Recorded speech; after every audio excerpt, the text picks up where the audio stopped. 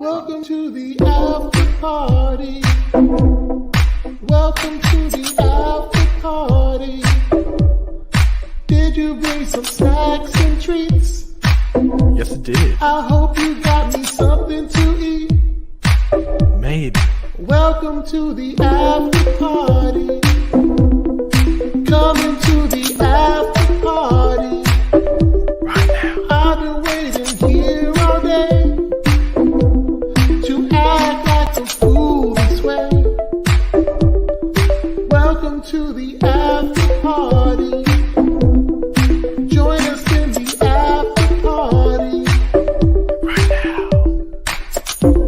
Oh, chocolate and gabbing, maybe some microphone gabbing at the after party.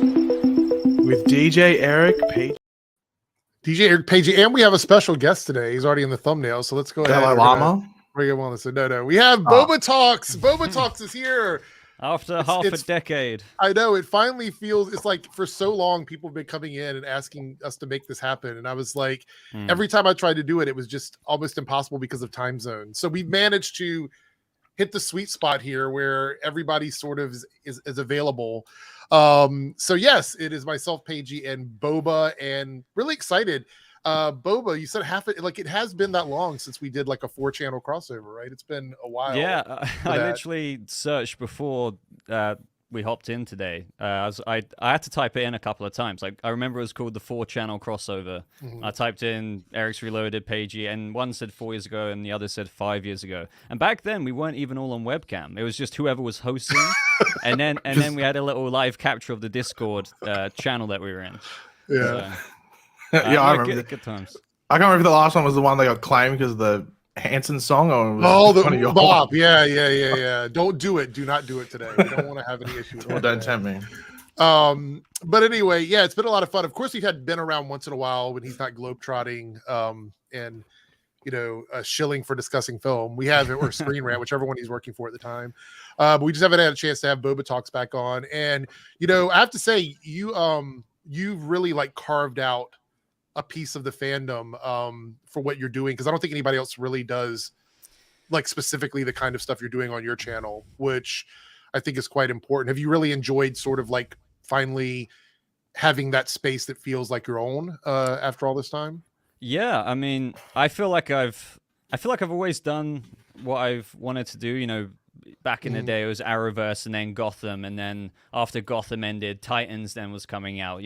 At that San Diego Comic Con, do you remember all the promo stuff? And I launched into that, and then DC Universe. Those were the days. Yeah, and then shining days. The Batman was really decent for me as well. And I do want to try and keep it varied, because I've done things like covering Lucifer or Westworld, and it's really surprised me how that did well. So, but it's so hard, if you don't have an editor, to try and cover DC, Marvel, and other things. But it does feel great. Yeah, that's taking people behind the scenes of everything we do. All three of us have to do all of our own editing and all that. I just laughed at Lucifer because of your struggles with Lucifer. Oh my god! So that's the thing, is I tried to do that as a bonus perk for my membership, but I kept getting claimed by the. Like any reaction I did to it was like not good. So then I tried to use less video. That didn't work. I cut the audio out. That didn't work. I was like, they just don't want me to talk about Lucifer on my channel. When it went to Netflix, I was getting claimed quite a bit. So I had to like email the equivalent of the copyright person there, and she said, "Oh yeah, I hope you expedite the claims, but I can't really do anything about when it happens." But it's great. Like, I love doing the channel, and same as 5 years ago. And it's a shame that the Arrowverse is kind of. I mean, I know it's weird saying that is the Arrowverse over, but Superman and Lois started in the Arrowverse, but it's not really. But is it going to end? We're still waiting on that. I'm sure we'll get into that at some point as well. We have a few comments here. Hell's Bell says Bobo was the first YouTube person I ever watched because no one knew I watched Gotham. And from that, I started watching the Arrowverse, and I was led to Paigey and then to Eric. Those were the golden days, right? When we had multiple options for like different worlds to talk about. We had so many things on at one time. I remember there was one day of the week where it was, I think it was Flash, Gotham, Agents of S.H.I.E.L.D. It was all on one day. And two of them ended at the same time. I think it might have been Gotham and Agents of S.H.I.E.L.D. at the exact same time. New team member, three dubs here. Thank you so much for becoming a member. I don't think you're a new member. Maybe you were. Oh, you had to create a new channel. Never mind. We'll not get into that. Josh Darby here with a $5 super sticker. Thank you so much, Josh, for being here, and a $2 super chat. This feels like old times. I know it does, doesn't it? It really does. It does. And then Brutal Vengeance with the 99 super chat. Let's go. Yes.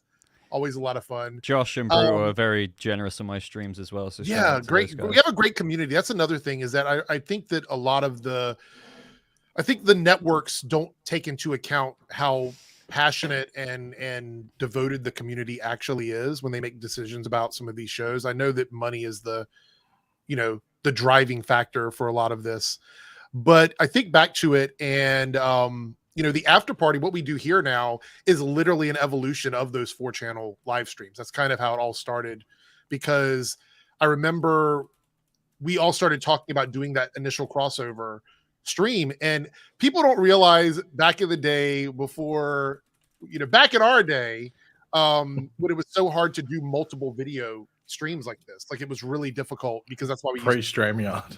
Yeah. Because OBS was so fickle back then, and even now it has issues, but not like it was back then. Back then, sometimes you could be streaming and your stream would lag down to nothing. And Paigey and I, and even sometimes we were doing the 4-channel crossover, we're like, okay, wait, can you hear us?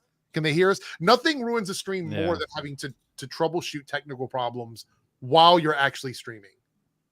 It's really, really, really wild. The only way I could think of still doing it on Streamlabs or OBS is, you would have to window capture the Discord webcams and then add that as a new layer. But here, I'm really new to StreamYard. I've seen it before, but it's handy how you can just slam something on the screen very easily. It's really good for YouTube. I don't like it as much for Twitch because on Twitch I still prefer OBS and Streamlabs. I know that Paigey is now using OBS pretty much for everything, right? Well, Streamlabs OBS sucks ass, so it keeps glitching on me. So I got rid of it. How come you don't use StreamYard for Twitch? Just because it's. I know. I think it might just be because I bought a Stream Deck and it doesn't work on StreamYard. So I thought, let's do it's not something else. But StreamYard is good for just about everything except for a few customization things that you can get with OBS that you can't get with StreamYard, like seeing donations on screen and putting all that up there, and it makes it a little bit easier. One thing I will love is for here, if I, for example, the ease of taking a comment and bringing it up on screen every year is just super, I have super, to screenshot it. I have to literally Yeah. screenshot it on OBS every time. Yeah. So irritating. the only downside is when someone gets the link and comes on and flashes something. That's the only potential issue. Which it's safe to say the after party is yet to experience that, but and let's say other streams haven't escaped that possibility. So let's talk a little bit about how things are now in terms of TV products or properties, because we have a few different things going on. We have the Penguin show coming up, which I do believe that's going to be, and Boba, you would know better than I would. Is that a 6 or 8 episode season, or is it 10? How many episodes? I believe it's 8 1-hour episodes. Okay. And that is connected to obviously the Matt Reeves Batman world. I'm assuming it would be. And then we have the James Gunn stuff coming up with the Creature Commandos, which is the animated series, and that's coming out. And then Peacemaker in 3 years, I guess. Peacemaker season 2, whenever that decides to come out. If Peacemaker season 2 comes out, I'll run a nude mile. I don't think that's going to happen. Paigey doesn't believe it's coming out. I think it is, but Waller is a season 1.5 apparently. Yeah. So. But then again, I think some HBO shows have those weird breaks, but that was mainly due to COVID that some of those had weird breaks. But I don't know. It just Gunn's directing Superman, so he had to put it on the back seat, right? And then it's just the whole development thing. So and I don't know if he'd give a season 2 where someone else took main charge of it. Yeah, I don't think so. I don't know if it would even feel the same if James Gunn wasn't directly involved with it. To be honest. Same. At least in regards to the writing.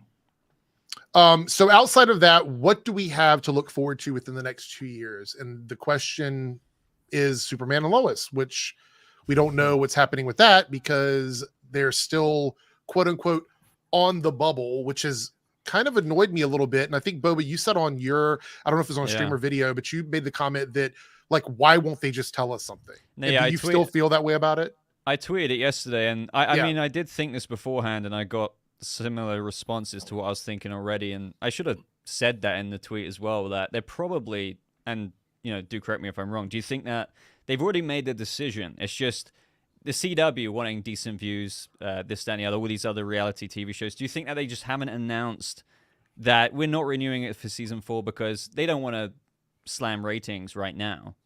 They want to maybe announce it towards the end. But then again, they announced that with Stargirl quite early on, right around like episode 5 or 6, I think. So that's what I was thinking. What are they waiting for? I mean, Brad Schwartz said himself, like, it doesn't make a lot of money and it's too expensive. I mean, I'm paraphrasing there, but doesn't that say it all? I don't know. So if it's too expensive, then what are you waiting for? I do wonder if they're trying to play their cards to try and get a cheaper licensing fee. Right. Because they were like, hey, Warner Brothers, you can spend, like, what's the rumored thing? Like, is it 8 million an episode, 6 million an episode? I think it's 6 million an episode that they're saying is production cost for this. Yeah. And obviously CW doesn't want to pay that licensing fee. It might not be 6 million, but it might be. I heard it was 1 I heard it was a little bit over 1 million in IP costs and then about 5 million an episode. So that would make it for them probably around 6 to 7 million an episode. Yeah. So I reckon they're trying to bargain down the licensing fee in some way. And honestly, I think the best case scenario, if Superman and Lois is just stay and be featured on the CW in any way, is that we get a Stargirl season 1 situation where there's a simulcast. But I don't know who would get it first. Would CW get it first, or would HBO Max get it first? But because back then, DC Universe got it first. I'm a bit worried about Max not even picking it up, because in the past year, they've taken so many things off. They've passed on so many things. I mean, if the CW isn't making money off of it, should we really put that much faith in Max? No, I wouldn't put faith. You've gotten like 2 dickheads that have picked them up. You got David Zaslav and then Next Star and stuff. So I don't think they will care. I really don't. No, I don't think they care either. I'm just hoping, I'm praying for like a 4th and final season, especially considering the cliffhanger with probably Lex Luthor and stuff. That I think Michael Cudlitz, even though we haven't seen anything, I really think it's going to step up into the next gear, and being teased with that, with this rumored cliffhanger. Man, that'd be so. What a dickhead thing to do with that comment. Yeah. I was just so annoyed by that because. But do you think that was a play for him to be like, "Hey, Max, we can't let this end like this. You got to, throw me a bone. Like you can't just let it. You're going to be the one that gets blamed for this because, we've cancelled other shows. We're just canceling, just canceling Superman and Lois. But then Max will be like, "Hey, look, we cancelled every other DC show. So, we don't really care either." So. I'm not sure. I would like to think that it's something financial going on the back end, because we already know the quality exists. Like if you look at the show clearly is above standard quality for the CW, which I think actually might be a strike against it for the CW, to be honest. But it's above the standard quality for the CW, but it kind of slots in fine on HBO Max or Max home of HBO, whatever it is now. Wait, and what? I think about this. No. I just saw something about Ezra Miller apparently going to the red carpet for the Flash premiere, which is sort of blow my mind. But anyway. Oh wow. Well, we might. Apparently, it's just photo ops. Doing no press, but we'll be at the world premiere. Yeah, I will say that. Well, let me finish my thought about Superman and Lois. I hope it's financial, and I hope that we get an answer sooner than later, because we only have a couple episodes left, and then that's it for the show. And if it ends on a cliffhanger that sets up some sort of Lex Luthor story, I'm going to be really annoyed. I think it will. And it looks, I don't think it's going to come in the finale. I don't know what you guys think. Do you think it's going to come in the penultimate episode in like the last 5 minutes and then mainly? That's what I think. Yeah. That's what I'm thinking. Yeah. I don't think that the finale is Lex getting out of prison. I think that's because I think that's like either this week's episode or episode 12. But, I think it'd be very interesting to see what it specifically is. Like, is it actually Superman related? Is it like Lex rebuilding his power or something? Because that's a shit cliffhanger, at least regards to, some cliffhangers can work as a series finale, but like it can work. You can just sort of like, edit it in a way, but I know you could edit if they didn't plan it. A good example of that is that the Batwoman finale could work as a teaser for a non-existent story. Even though I think that there could have been something done there with the Joker storyline, everything from that season, with the exception of that thing, was wrapped up. So I feel like that set up something that just didn't happen. You know what I mean? Whereas like I think Legends ended on a cliffhanger that needed another season to answer questions, if that makes any sense for me. But it seems like this, because Bo will probably know about this more, but I remember when Gotham was always on the bubble no matter what. And I remember I think there was a season that it just ended, and there was no news about it getting renewed. Season 4, yeah. And it got cancelled and uncancelled. Yeah, it was that thing. So I wonder, like, obviously I don't know if it's exactly going to work that way, but I wonder if the CW is doing that with this situation, like just letting things end. And then there's like less pressure to announce it straight, like by a certain date. They can just sort of let it flow. And then behind the scenes, they might know. But then again, Tyler Hoechlin said like 3 weeks ago that we would know by the end of it that weekend he was talking about. And like that's 2 or 3 weeks ago. Yeah, it's been a while now. That's interesting. And speaking of the cliffhanger, I mean, I don't want to give away leaks or anything here, but with regards to what villain could be turning up, and this is relating to what kind of the graphs teased a while back, if you guys know what I'm talking about. Could they be teasing that storyline with Superman, and that could be the cliffhanger? Yeah, I mean, we all know it'll be fine, similar to Henry Cavill, BVS, into Justice League, if you know what I mean. I'm trying to flirt around the idea of the storyline. Yeah, but if I were guessing, by the way, I want to give a shout out to Chosen Vader for gifting memberships. Thank you so much, Chosen Vader, and congratulations to everybody that got memberships. I do appreciate it. Thank you so much. I think we're going to get something similar to like The Flash, where maybe the first 25 minutes of the episode is going to deal with some threat that he has to fight. And then the last bit of the episode of that finale episode is going to set up something that may never pay off. That's my prediction. I hope I'm wrong, but I think that might be what's going to happen. Because here's the deal. I went over to Reddit. Pagey's laughing. You must have read something. I'm just seeing all the memes online of the Ezra Miller premiere thing. Okay. But I went on Reddit, and a lot of people feel like this season of Superman and Lois has been too dreary. I've had a lot of comments as well in my comment section. I mean, I'm personally loving the season, but just to interject on what you're saying, I've seen so many saying it's kind of gone full send on family drama, which is still like quality. But I remember watching your breakdown the other day, and when you made it 10 minutes because you felt like there wasn't so much to break down. And I feel like I'm struggling with a similar thing in my reviews.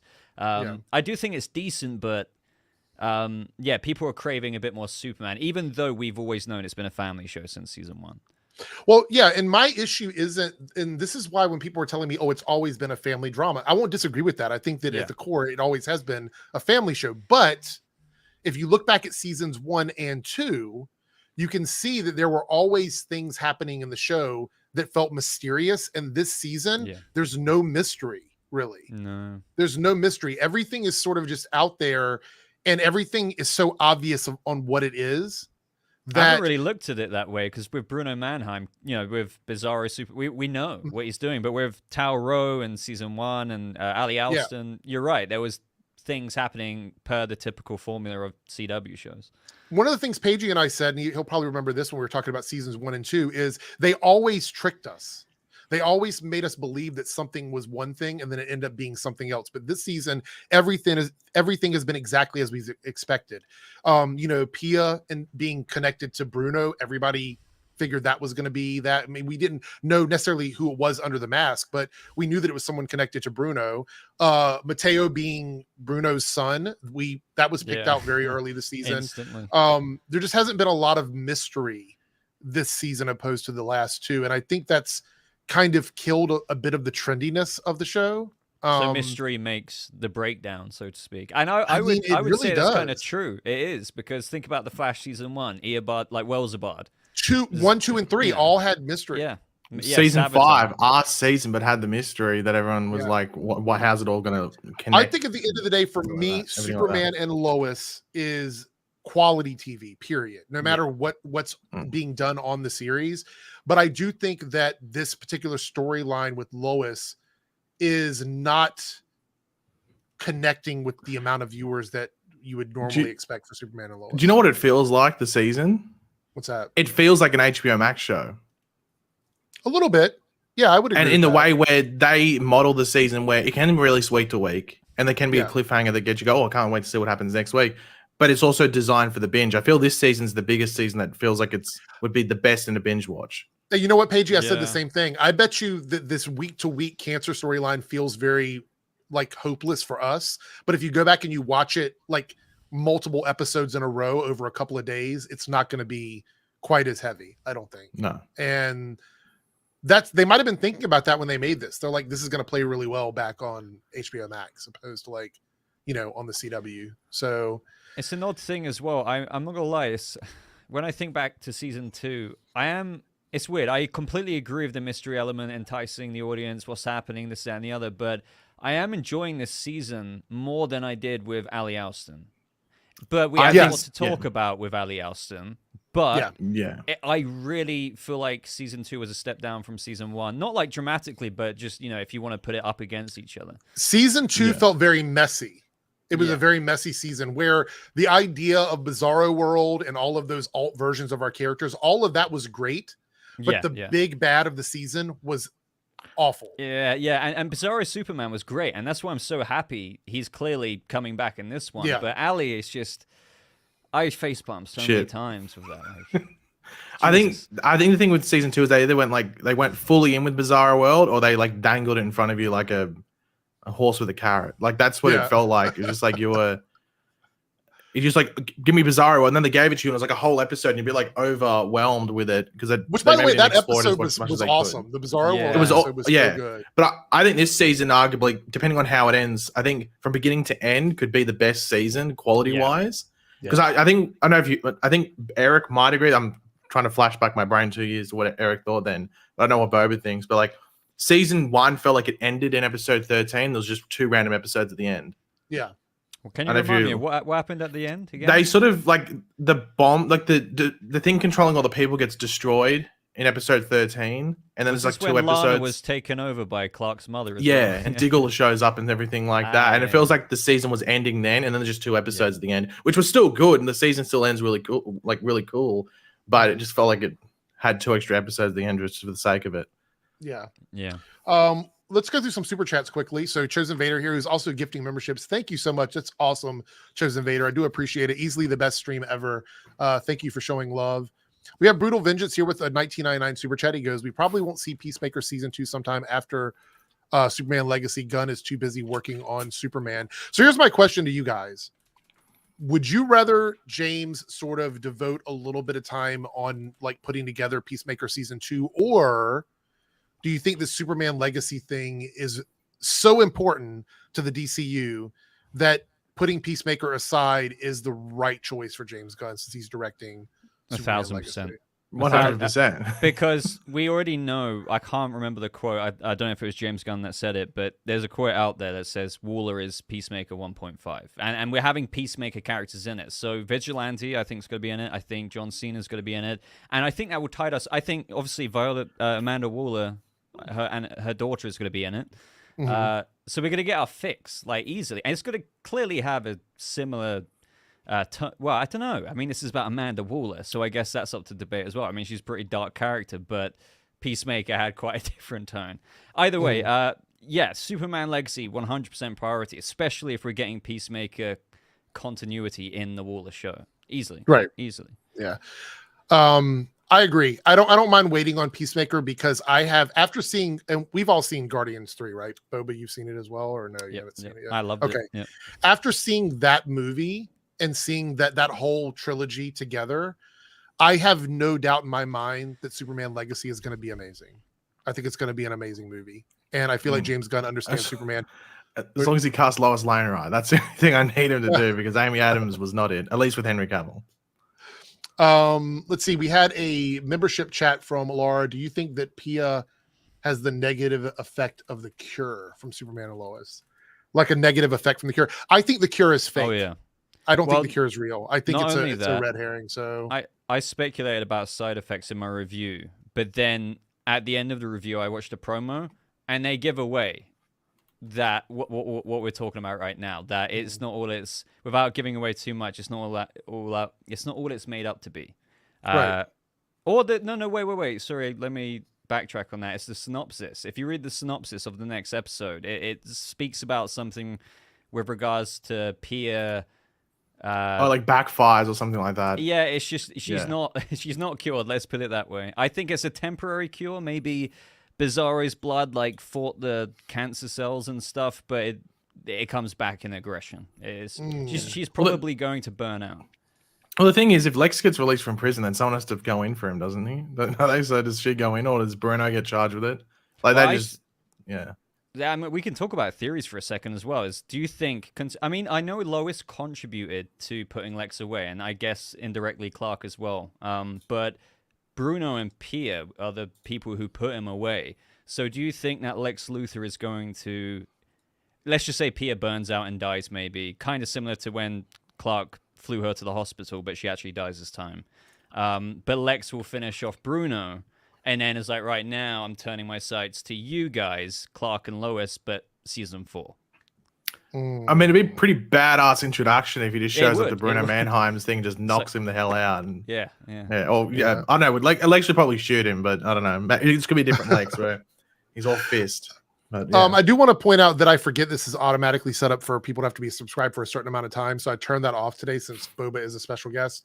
So if you came in now and you just subscribed, you should be able to talk within like 1 minute. So I didn't even think about that, but I do apologize. Thank you guys for pointing that out. Somebody in the chat pointed that out. We have Cody here with a $10 super chat. Indy Navarrete has been streaming on Twitch and said last night that they were supposed to know in April when it turned into start of May and still nothing. Well, that probably just makes it more of like they're probably still. I think it's like negotiations. As I said, I don't know if the CW has any intention. I think they'd want to keep it because like why wouldn't you want to have a show like Superman and Lois on your network? But they clearly don't want to pay for it. You know what? It kind of makes me wonder though. Don't these actors need to move on if they're not going to get a series this year? I mean, I feel like this is kind of. I think that's where June comes in. I think they need to know by the end of June because that's like I'd assume their contracts maybe go off like financial year and stuff like that. So we're in June now. So they might need to know by the end of it because, I mean, their contracts end. This is like you can't a just really leave rough someone lingering there. question, but how much cheaper is or are the CW's reality TV shows versus that of Superman and Lois? We're talking like nothing. F-Boy Island, right? Okay, so Yeah. I have heard that shows like the F-Boy reality Island. shows like trying to think of the one that I knew about, The Challenge. Have you ever heard of The Challenge? So it's like a MTV reality show or whatever. So those are the most expensive ones because they have like sets they have to build and all that stuff and everything. They're only about $2 million an episode for those. Okay. So that means like something like F-Boy Island is probably like less than $1 million to make. They probably just hire out a villa or some shit and just pay the Well, it's all they rent out a location for like 3 weeks and then they're done for the whole because reality shows film in 3 weeks, by the way. Most reality shows have a 3-week turnaround. So when you go in and you do a show, unless it's something like The Real World or Survivor or something where they're out there for like a certain amount of days. Big Brother. Most of the ones that we see that are done have a 3-week turnaround, and so they're extremely cheap to make. And then you look at Superman and Lois, but it's interesting. They've renewed Walker, haven't they? But they canceled the spin-off show. Yes. Yeah. Independence. Do you think I don't know. Why do you reckon they renewed Walker? Do you reckon it's just much cheaper, or is Jerry Piccadilly bringing in a lot of viewers? Or I think the main reason they would have got rid of the spin-off was because they had to use one of the ranches. I think they had to use one, and that would just cost more money. While Walker just films like a random show. Yeah, like it films in Texas, like where it's set, but it just films like a random. Doesn't have to use a ranch like that does, so that would be money because I mean I know like westerns aren't the everyone's cup of tea nowadays, but they still use them for certain things, whether it's like historical things and stuff. The other thing is Legends did a Western episode every season because they're cheap. They're really cheap to film. It's one location and just that Canadian ranch. Like how many shows are using that thing? So no wonder they use that every now and then. It really sucks because, and Saber had a comment here. This isn't a super chat, but we still don't know anything about this Doom Patrol. Like we don't know what's going to happen with the second half of Doom Patrol. I completely agree. Like I'm pretty weirded out on this because I don't think they're because I've had some people ask me, do you think they're gonna do a tax? No, they're not gonna do a tax write-off. I mean, on one half of the season, that doesn't make any sense. I mean, Titans had like a 3-4 month break from December 6th to like April or so. I can't remember when it was, but Doom Patrol, I actually did think though, as per what we had when Titans season 4 part 1 ended, Doom Patrol bang on the next week, but the effects would be done by now. So I do not understand. I'm gonna have to reach out. I know like 1 or 2 people I don't know what they're gonna say, but I suspect it might be a similar thing to what I've heard before, which is maybe a weird answer, like extending engagement. Like subscriber engagement or something. But people can just cancel and then resubscribe when part two. I don't really get it. I think I'm pretty sure Doom Patrol. I need to look this up. Is this on longer of a break than what Titan Season 4 Part 1 to Part 2 was? It's crazy. And Doom Patrol has even less interest. It's a quality show. It is. But it's not as popular as Titans. But the other thing is that if you're going to hold on to something, you would hold on to like you said, the more popular franchise. Like Doom Patrol has a niche audience that loves the show. Yeah. But are you thinking that's going to drive subscribers? I mean, I can't imagine that they're assuming that, especially when people already know it's ending. So exactly. I don't. It get is that weird. either. It is weird. I have no answer about this one. What are they airing at the moment? There's not even a trailer for Part 2 right now. There's really nothing on Max right now. Everything on Max is pretty much what they've had. They haven't really added anything. Yeah, like they added Shazam. Yeah. By the way, Boba sent me the map for the DCU stuff. We'll pull that up here in a second. Josh Darby with the 199 super sticker. Thank you so much, Josh, for your support. You are amazing. Thank you. We also have a member chat from Dino Dragon. Do you think Superman and Lois will get the Stargirl treatment? CW and WB split cost and have the episodes there on the CW next day on Max? No, I don't think so, because let me explain why, and I'm pretty sure Paige and Boba will agree with me on this. When you have the head of a particular company come out and say they don't make any money from something, there's no incentive for them to keep it around. Yeah, I feel like it's over. I don't understand. Why would the CW announce renewal when Brad Schwartz says it's expensive and it doesn't make money? Yeah. Like, well, why didn't they announce the cancellation then? Why would they renew it after putting a statement out saying it doesn't make money? Yeah. It's so odd. I mean, as Paige said, though, earlier, that's something I've truly never considered. Maybe there's a bit of background politics going on here with regards to negotiating. I would be shocked if there isn't, but I just don't know like who's winning the wagering war. Like I have a feeling Warner Brothers they've got all the powers. Like it's our show. Like we can. Wait a minute. Do what we want. What if the negotiation is something along the lines of they'll take Superman and Lois back if they will allow them to stream it on the CW app? That's the only way they'll take it back, because then they would make money off of ad revenue if they were. I think that would be the simulcast thing. Are you talking about the prior seasons of the show? Because I know Brad was also mentioning, we don't have the previous seasons, as if that's like a. But see, get it. It's funny you just said that. It made me think about this. What if he wasn't saying that for us? Yeah. What if that was bargaining for the studio? Like, I'm going to make this public knowledge so that people know that we're aware of it, so that when we go back to the negotiating table, we can say, hey, we will take up Superman and Lois if you will let us have the previous seasons on our app. And maybe that's what's that the happening. CW.com or whoever watches it via the app, like I know a lot of people watch the episodes on the website. I do. But will they go back and watch season 1 and 2 of Superman and Lois? If everything's there to binge, I guess they would. Because think about this, you don't have to pay for a subscription for CW app. You have to watch ads. So most people that don't have HBO Max might go, hey, I'll just watch it for free on the I think you get it in 4K on HBO Max though. Don't you get it on 4K? But I don't think they'll take it off HBO Max. I think that he wants to just have the option to have them on the CW app, because then they have the library available to them. Otherwise, it doesn't make any sense. I get it. Look, if I were making a show that wasn't making me any money and the company that I was paying to have the show from kept all of the episodes on their streaming service, I would be salty as well. I mean, I would. I know that that's not really the best case scenario, but also on the HBO Max app, didn't they have the versions that had the extra stuff in it from the beginning of season 1? For like the first 2 or 3 episodes, it wasn't much. Wait, what extra stuff? They had the hour one, which the CW, because remember they had like an hour and a half premiere or whatever it was for Superman and Lois episode 1. Is this back similar in to season 1. Stargirl back in the day when they included? Right. DC Universe had like an extra like 5 minutes of an episode, but for Superman and Lois, it was only in season 1. Because I don't know why they filmed them like that. Maybe it was just because they knew they were going to HBO Max and they could do that. Wait, but they had like they deleted scenes. It's not on the CW. It wasn't on the CW. Oh, okay. Not the broadcast of it. I don't know if the app, maybe the app had it, but like on those ones, but not on the broadcast. Yeah. Yeah, that's fair enough. Broadcast never really exceeds 42 minutes, does it? No. Nope, No. that's it. Marcy here with a $5 super chat. I love Superman and Lois. It's my favorite DC TV show of all time. I hope it gets renewed. Love the content. Well, thank you so much, Marcy. I actually think collectively the three of us all want the show to continue because it is a great show. But it's also because DC has shit, nothing. Okay, out. that's a great. So let's get into TV-wise, that. at least, Let's get into that. Let's get into that. Next year. Next year has almost nothing in terms of like. I mean, you'll have the long-form Penguin, content. but that'll be like they'll probably release 3 episodes, or maybe at least 2, probably on the first week. So there's really only like a 5-week window for that.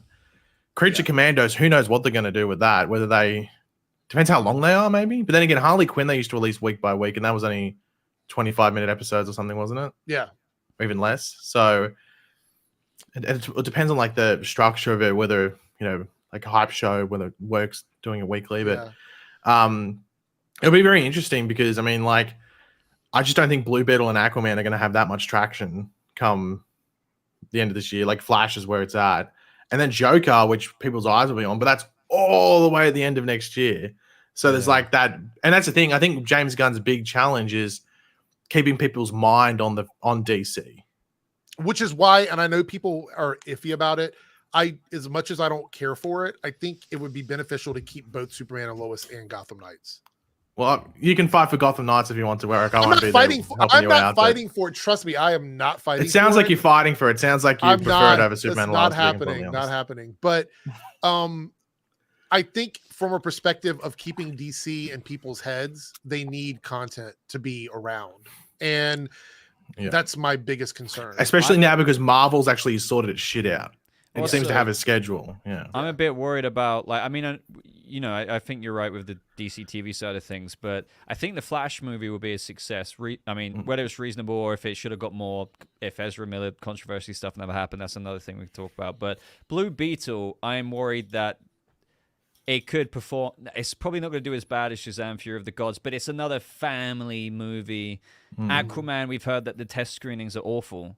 I think that movie has been cut, pasted, collaged. Not only that, Boba, but it's like multiple sources have said it's awful. It's not like it's just coming from one place. 1000% believe it. And then, with Blue Beetle, I hope it's good, but it might come off as mid to a lot of the court of public opinion.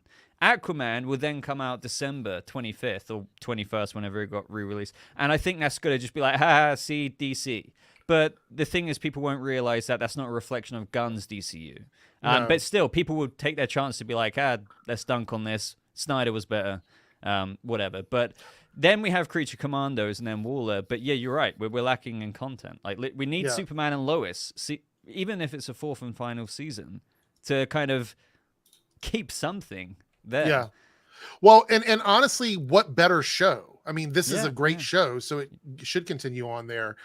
And let's talk a little bit about like just the lackluster nature of how the Arrowverse ended. And I think it has a lot to do with the fact that the finale for the Flash, which by the way, I think we've we've effectively injected this in, Josh. You see, he just gave me shit. So there we go. So you set it up. Like you lay it up. I didn't set anything up.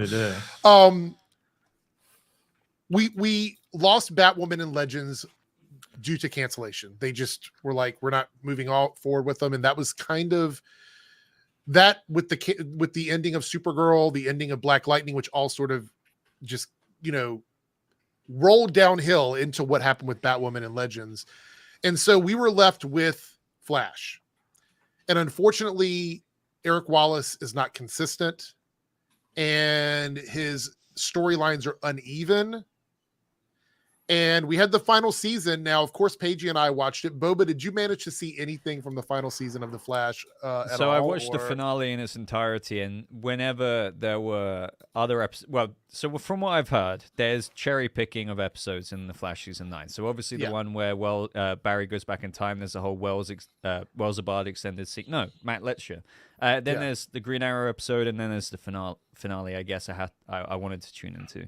I haven't seen the other 2 episodes outside the finale, but I practically watched every scene on YouTube. Okay. So, other than that, people were telling me I'll be live honest, stream. you haven't missed anything in season 9. Those are literally the best episodes. Exactly what I was saying. In my streams, I was like, look, I covered The Flash for like years and years into season 8. I dipped off it after Cisco left around. Or no, it was like it was after Armageddon, like episode 8 or 9. But when people came into my streams, they were like, seriously, Red Death, you miss nothing. After that, you miss nothing. As a Bat Family fan, you would have been so mad at that storyline. So I'm glad that you didn't get subjected to it. So no, yeah, I saw clips, and the thing is, I liked Javicia Leslie. I think she was good as Batwoman. I didn't like the show, but I thought she was great. But man, she sucked. She sucked as Red Death really bad. Boba, we have gone in circles over here trying to figure out why they moved forward with that when they knew it was going to be a disaster. It was so bad. Like some of the scenes, the way they were directed. I mean, I know I'm going to bring up the one that everyone talks about. You know, that I am vengeance.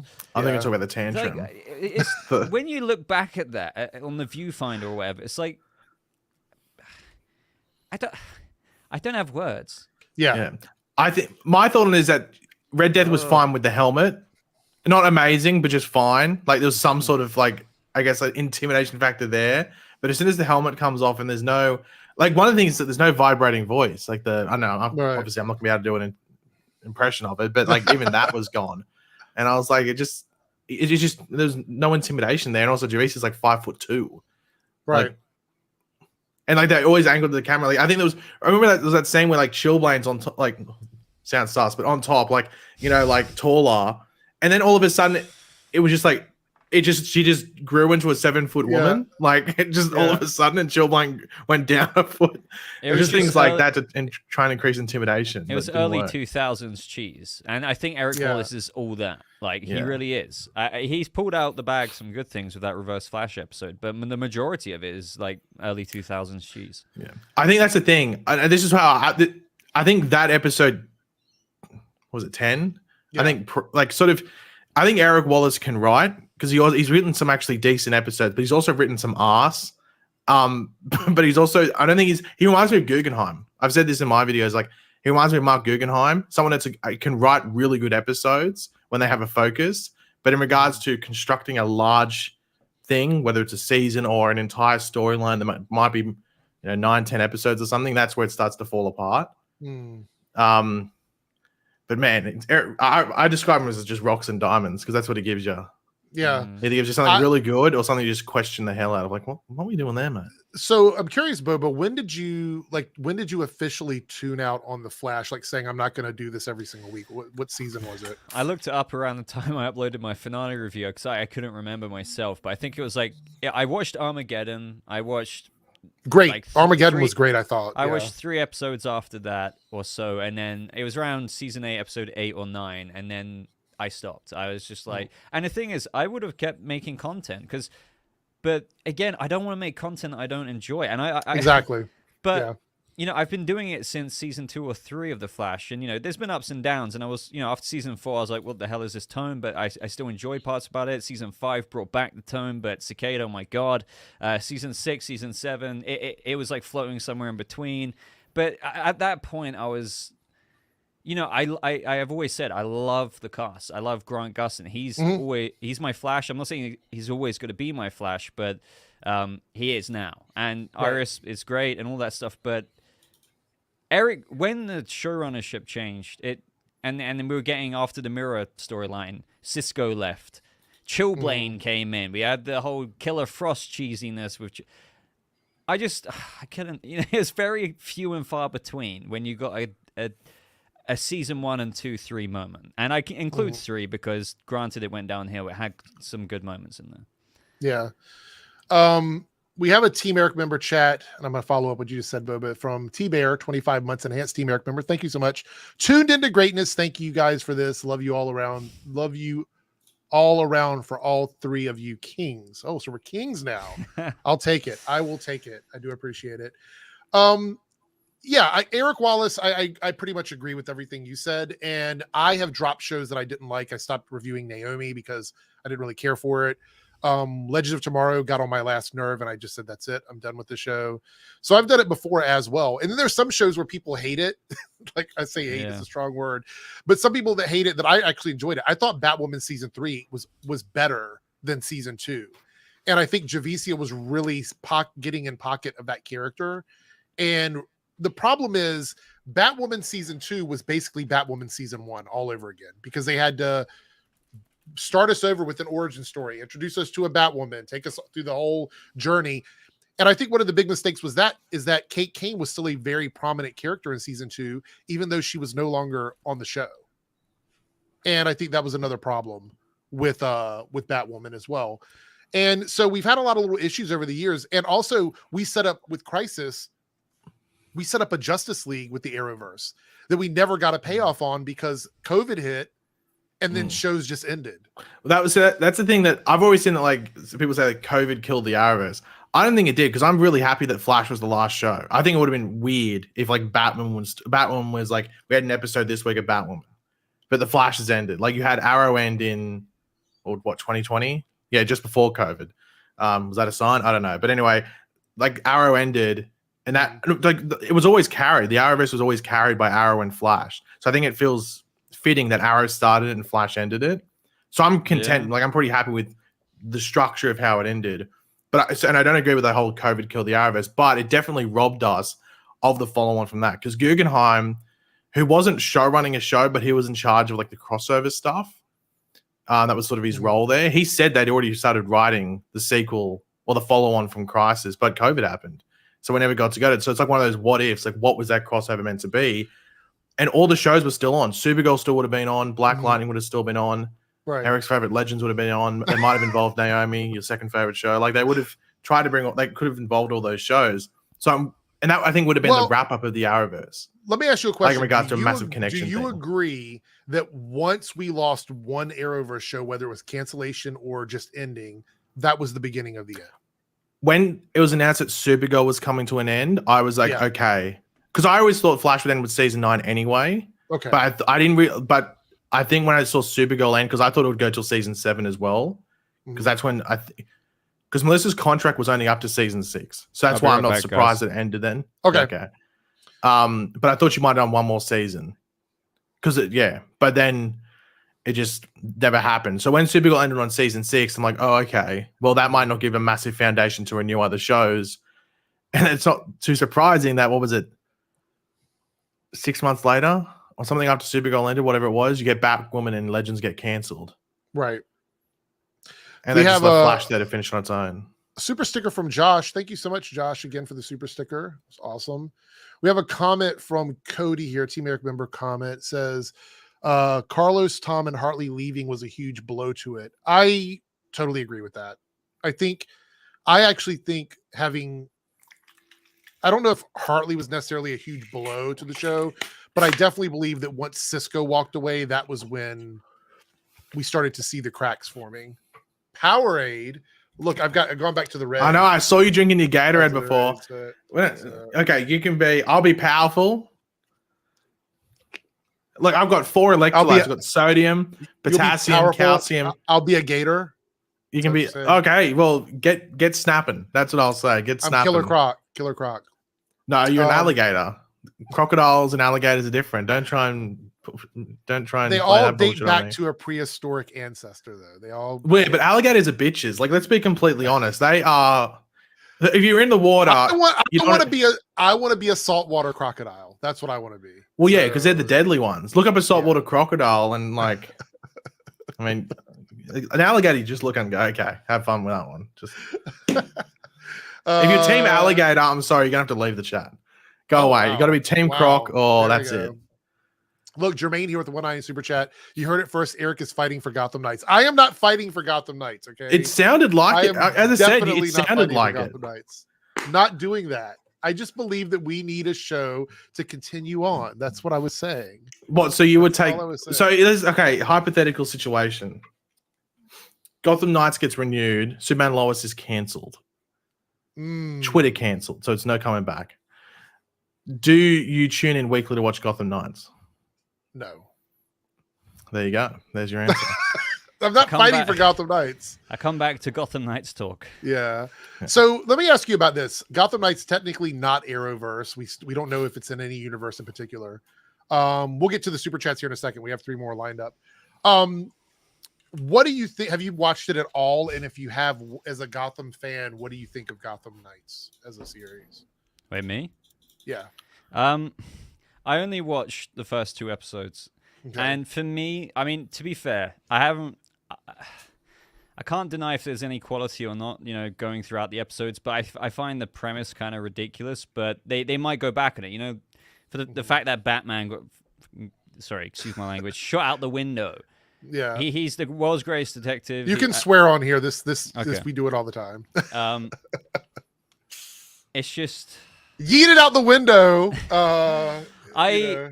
What was the expression you're going to use that was somewhat explicit? He was going to drop an F-bomb. Just the F-bomb. Yeah, no, just you got fucked out the window. Yeah.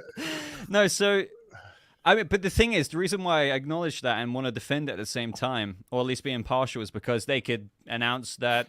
I always said, what if it's Harvey Dent who Bruce trusted, and then all of a sudden, boom, shot. He didn't wear the armor, but the fact that he was just wearing the bat cowl.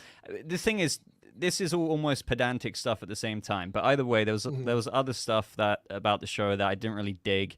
But the thing is, I did think that the cast weren't actually that bad. Like, I actually quite liked the cast, but there was some one-dimensional aspects to some of the. I think Turner Hayes, I didn't find him compelling, but I've only seen the first 2 episodes. Oh well, there you go. So I watched all the way up until about the 5th/6th episode of Gotham Knights, and one of my biggest complaints was we're supposed to be rooting for Turner because he is the legacy character of Batman, and so. That's the character we're supposed to be standing behind. And if not him, at least the people around him. And other than Carrie Kelly, I kind of didn't like most of the cast of the show. I think Misha's great as Harvey, and he's gotten really better as the season went on, but it's not the Harvey Dent show.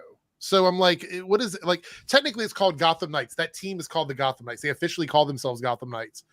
So if you have him there, it's like the Supernatural effect. When he came in to Supernatural, he was so popular, they kept him around for the rest of the show because he's so good. He's so damn good. And you bring him into this show, you have to have a balance to that. You have to have a character on the other side to balance that out. And there is no balance on Gotham Knights. It's literally all him. I think my biggest issue is with the show, and fair enough, if people enjoy it, more power to them. But when Superman and Lois came out, I've always said that if you're going to raise the bar on the CW, you should only then bring out shows that are equal to that quality. Fair enough, it's a different show, different kind of tones, this, that, and the other, but the quality should be the same.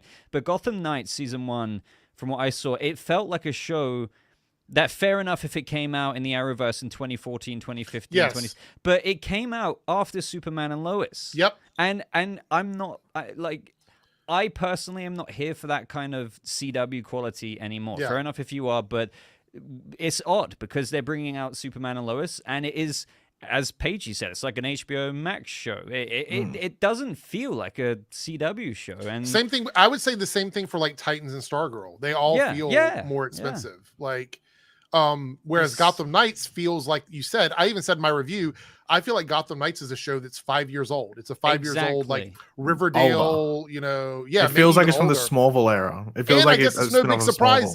They came out and said it's the most cost-effective show they've ever made, the cheapest show that they've ever made in terms of DC content. Yeah, I think that comes down to licensing rights, though, because they're not using. I mean, Harvey Dent's the only notable character. I know there's Carrie Kelly, but Carrie's probably a very okay, Crazy Cat Lady with a $10 super chat. Hi, Boba. And my once and favorite Arrowverse is the dinosaur book Flash. I should watch Man of Steel before the Flash movie. Okay, so that's a lot to pack in that one comment. So let's get through this. Runaway Dinosaur is a lot of people's favorite Flash episode. I would not argue against that at all. And I think it was great. And we'll talk about that in a second. I'm going to we'll go through and just announce our favorite episode ever of the Arrowverse. But you put everybody on the spot. But I would say yes, if you want to understand the Flash movie based on what we've seen, you should have at least a general concept of what happens in Man of Steel, because the Black Zero event. Yeah. I feel like it might be important unless they give flashbacks in the movie. Paigey, do they? You don't have to watch Man of Steel. Okay, good. So that's a good news. I was going to spoil the movie. Oh, no, it wouldn't be a spoiler if I said it, but no, don't spoil it. But I want to know. Well, me saying you don't have to watch Man of Steel is maybe as far as I go. You don't have to watch it. Okay. The movie you should watch before it is Batman 89. Okay. If there's a movie you want to watch. Would you say All right. Man of Steel is complimentary though? Just If you have the like time, if I'd rank it, I'd probably go. If you have limited time as well, Eric will hate my answer, but my head as well. But you can just watch the theatrical Justice League if you want, because you get as much of that as the Snyder Cut's going to give you in regards to Barry. You have to watch the whole Snyder Cut. But I'd probably put Batman 89 first, then probably theatrical, whatever Justice League you want to watch if you have the time, and then probably Man of Steel on third. And then I don't know if there's any other movie you could. There's probably the only three. And then Aquaman, then Birds of Prey, and then a couple other movies. So I was going to spoil something then because something you said, but I don't. Don't spoil it. Do not spoil it. So, by the way, I'll shut up. I'll shut up. Keep going, Eric. Keep talking so I don't say anything. Okay. So we have Lone Wolf here with giving his ranking of the Flash seasons with the $5 super chat.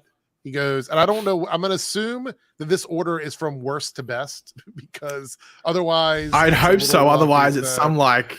It's some like fever dream. Season 7, season 5. No, I will. Season 5 for me is always going to be at the bottom. I think. Put season 6 third last. Yeah, I would say I agree with your first 3 because that would be my first 3. Wait, first 3 top 3. Yes. Okay.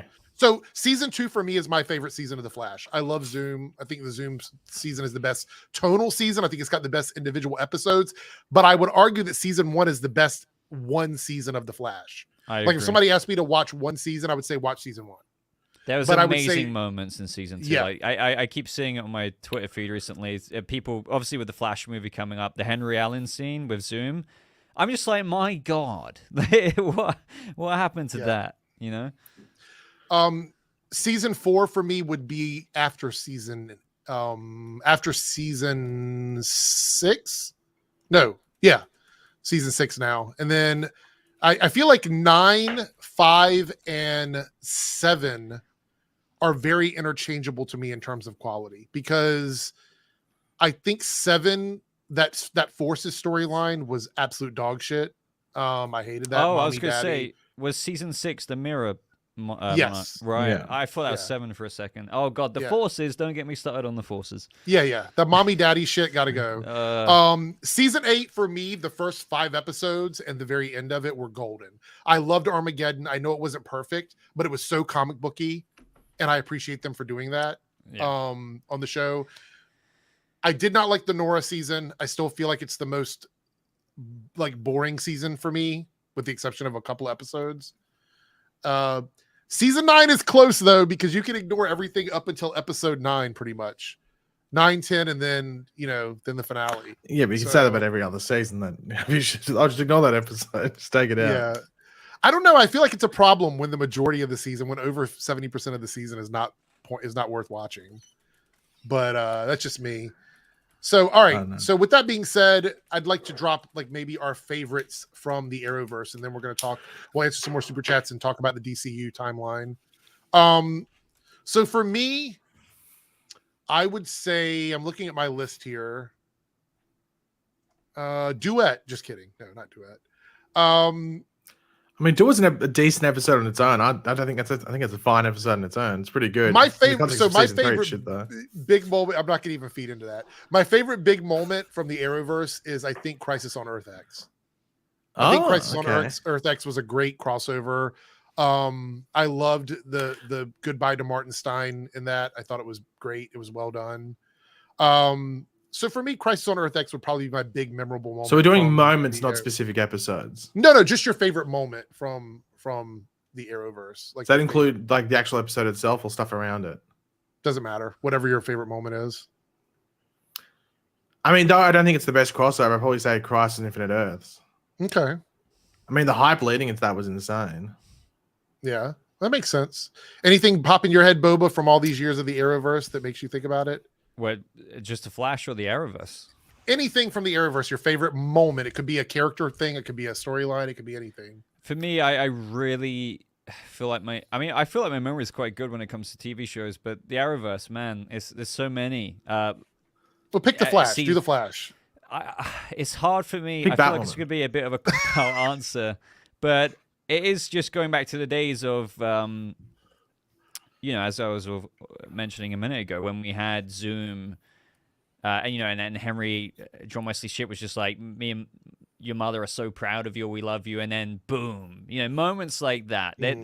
I know Enter Flash Time has a lot of plot holes, but just moments like that with Grant Gustin, like fully getting into it. It's so weird because if I watched Enter Flash Time now, I'd probably be a lot more nitpicky, but just things like that, or like obviously the more emotional moments. I really can't remember specific episodes other than that where I'm like, damn, other than the most iconic moments. You know what, Boba's saying that? I don't think that and Paige, you've seen it, so don't spoil it. I don't think there's the emotional moment from Barry and his mother on the TV show could be beat in a movie. I agree. I was going to write something. No, the TV show versions of it is better. In the movie, it's good, but in the TV show, does it better, mainly because of time. Yes, that's true.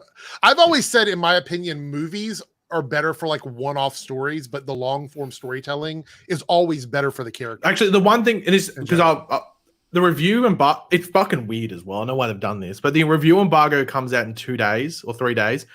I feel like YouTube there's already reviews because they didn't tell people that they couldn't do reviews. So I don't know why they even have an embargo. I guess it's for Rotten Tomatoes, maybe. I'm not too sure. Way too many people have seen it, like fans. Yeah, and it's also like I think they don't want to spoil it either. So there's issues in the movie, but I still think as like an experience, it's like the most fun I've had watching a DC movie. Okay, that's good to know. But that's a keyword, fun. Lance here says that he twerked to Duet. So I don't know, like, I'm not sure. That's something you would do, Eric. So, but what episode was Duet? The Supergirl Flash musical crossover. Yeah. That's why I was joking about it earlier. So Lone Wolf, $2 super chat. To me, Crisis on Earth X and Beck crossover. Okay, so I'm going to give some love to Arrow. My favorite ever moment from Arrow is when we have Prometheus and Oliver and William on the boat. And we see the island blow up, and that ends the season. And I'm like, I thought it was going to be that episode where Oliver's chained up, and they do the. That's a good episode too. No, that's a really good episode too. Can't remember that episode's called. I will say this: as much as I love Superman and Lois, I think at its high points, the drama in Arrow surpasses every other Arrowverse show. I think just the sheer drama of Arrow. You know why? Why is that? Because I felt like Arrow had stakes a lot of the time. Like you didn't know which way it was going to go, especially on that Prometheus season, because he was off his head. He was on edge. Like he would have blown up the city if he thought that was the option to go down. Thank you for the super sticker, Brutal Vengeance, showing love. I do appreciate it. I wish StreamYard would show them. I can see them in my chat, but it doesn't show up on StreamYard. Same thing with Josh Darby with the super sticker. Thank you so much. Thank you. Morgie39 here with the $10 super chat. I wouldn't mind seeing old Arrowverse characters in Superman Lois if we get season 4, but I don't want Eric anywhere near it. So Eric Wallace, I don't think, thankfully, will have nothing to do with. I'm still waiting for that dude to talk. I need this writer's strike to end so he'll do an interview. It's actually annoying. So what happens if Jesus, am I even putting this out into the universe? What if they came back and said Superman and Lois season 4 is going to come back, but to cut costs, we're going to bring Eric Wallace in as the showrunner, and he's going to take. That's such an interesting question. It really is, because I love Tyler Hoechlin, Elizabeth Tulloch, but I don't know if I'd want it to go out on Eric Wallace's. Eric Wallace, he'd probably give you the best episode the show's ever done, but it'd be surrounded in ass. Like that's what it'd do. It'd be stupid. It'd be like Sarah becomes a superhero or something. No, she becomes a light-based meta. She becomes a light-based meta, and something like that. Cecile moves to Smallville, so she's there in Smallville and goes back. John Diggle's wife on this earth is Cecile Horton, and then she gets played into it, but because Diggle gets kidnapped, that's why she's in the story. Lex would go waxing with Clark or something like that. Oh yeah, absolutely. Before they fight. I don't know. Lone Wolf for the $2 super chat. By the way, this is a 30-minute heads up. We're going to stay live for about another half an hour.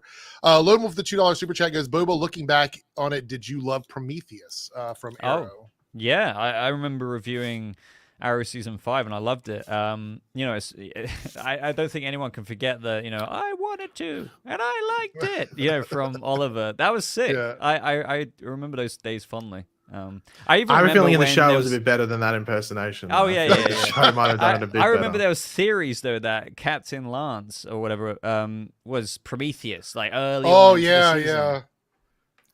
I can't remember God, the theories. look back at the mystery. There were so many Because mysteries. I don't he had think the cuts anybody on his actually arm. picked. That's true. I don't think anybody got it right. I don't remember Yeah, anybody because nailing who it Vigilante was in the show, and his name was Adrian Chase. So everyone Yeah. thought, well, he's Vigilante, isn't he? Like, Yeah. I thought it was a good, misdirect. but- We have a Team Airrick member chat from Anthony Beltree, who's been a member for 33 months. Thank you so much, Anthony. He goes, which is better, or who is better, Reverse Flash or Zoom?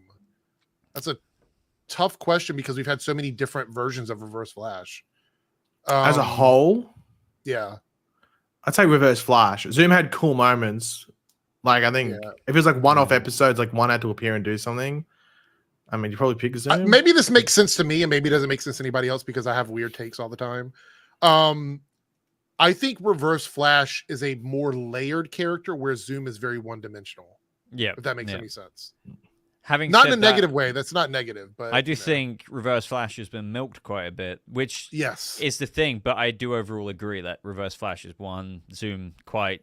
Hey, I want speed. Screw you.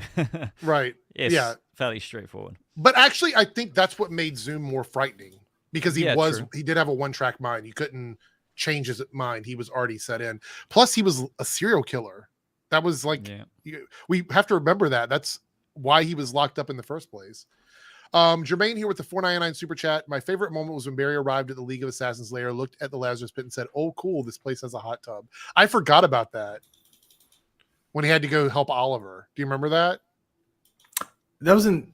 Yeah, that was when like they randomly had him come in and wait. Was it? Was that when like he came in and saved everyone out of the? I think it is. The jail and and then that was it. That week of Flash or the week after?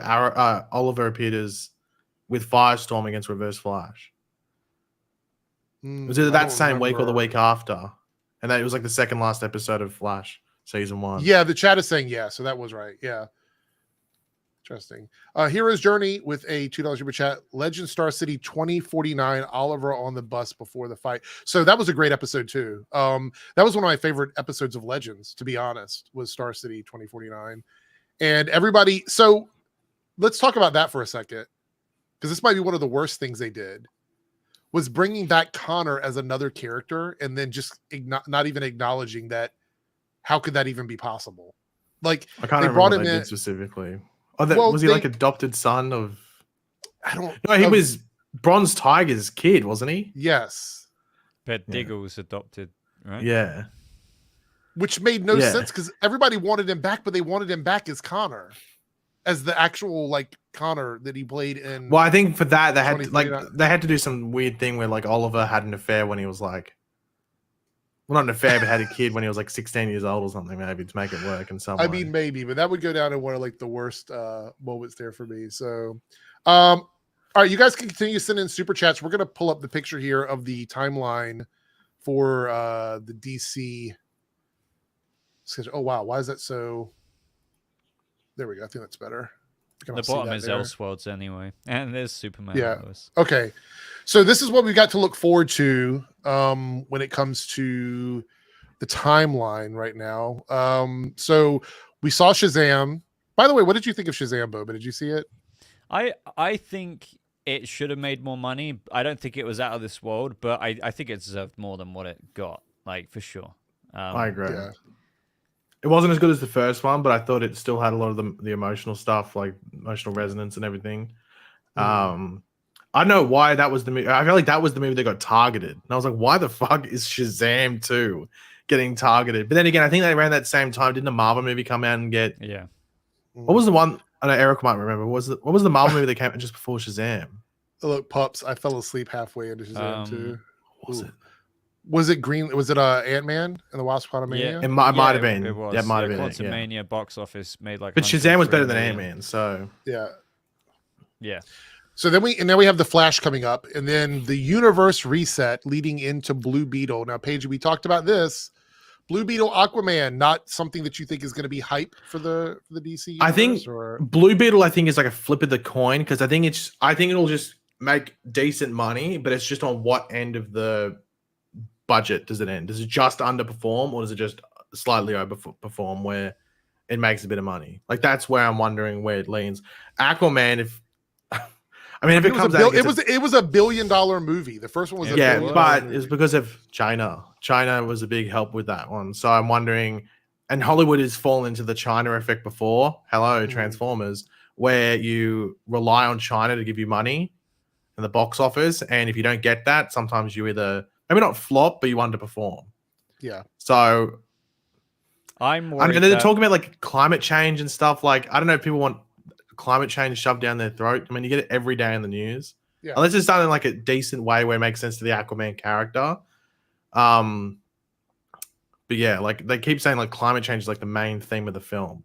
What about you, Boba? Thoughts on those two movies? Or I just feel like a lot of people are gonna not care about Blue Beetle, just because the first trailer. I mean, there's a lot of fans of Blue Beetle who see it. I'm gonna see it.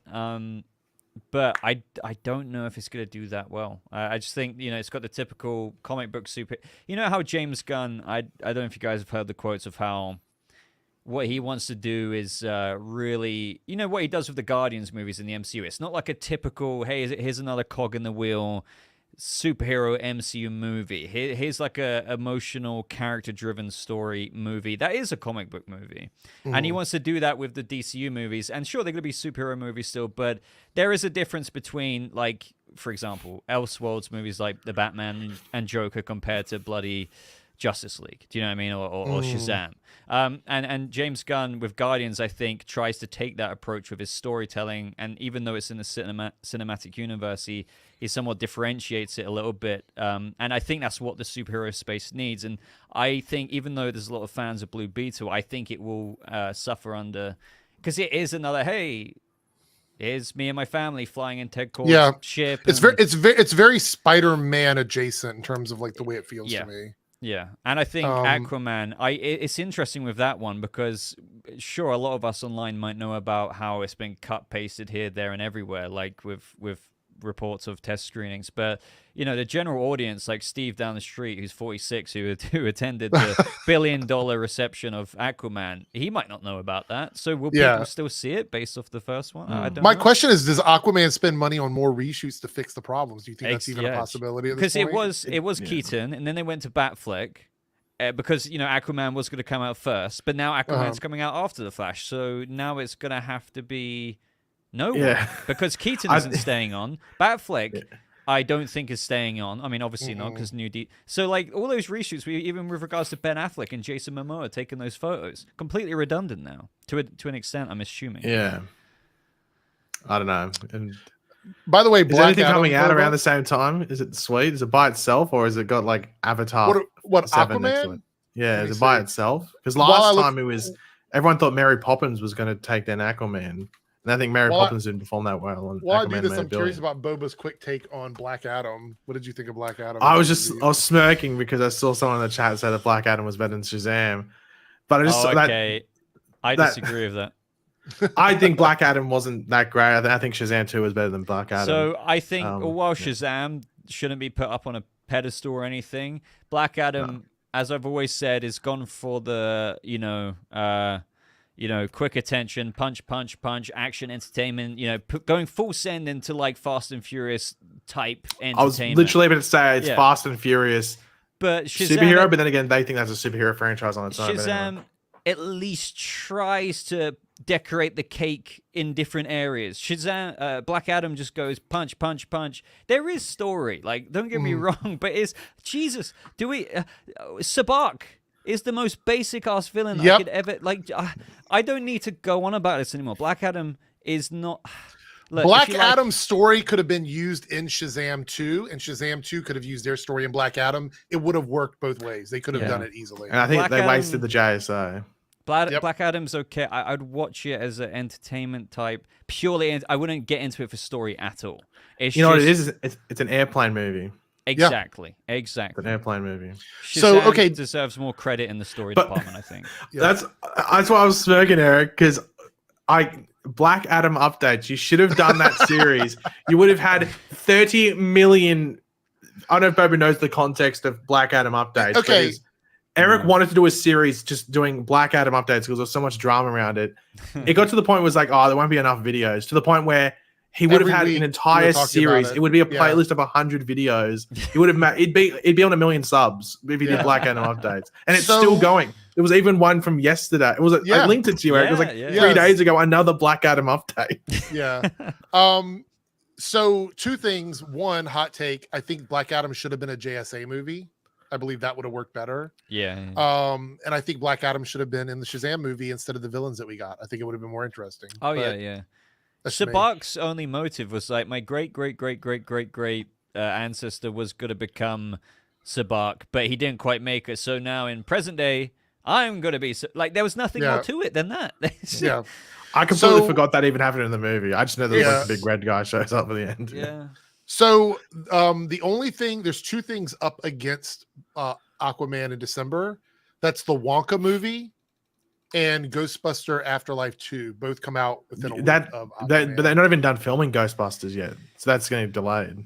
Probably. So that means Wonka would be the one big movie. But Wonka's also a Warner Brothers movie. Why would they put 2 Warner Brothers movies?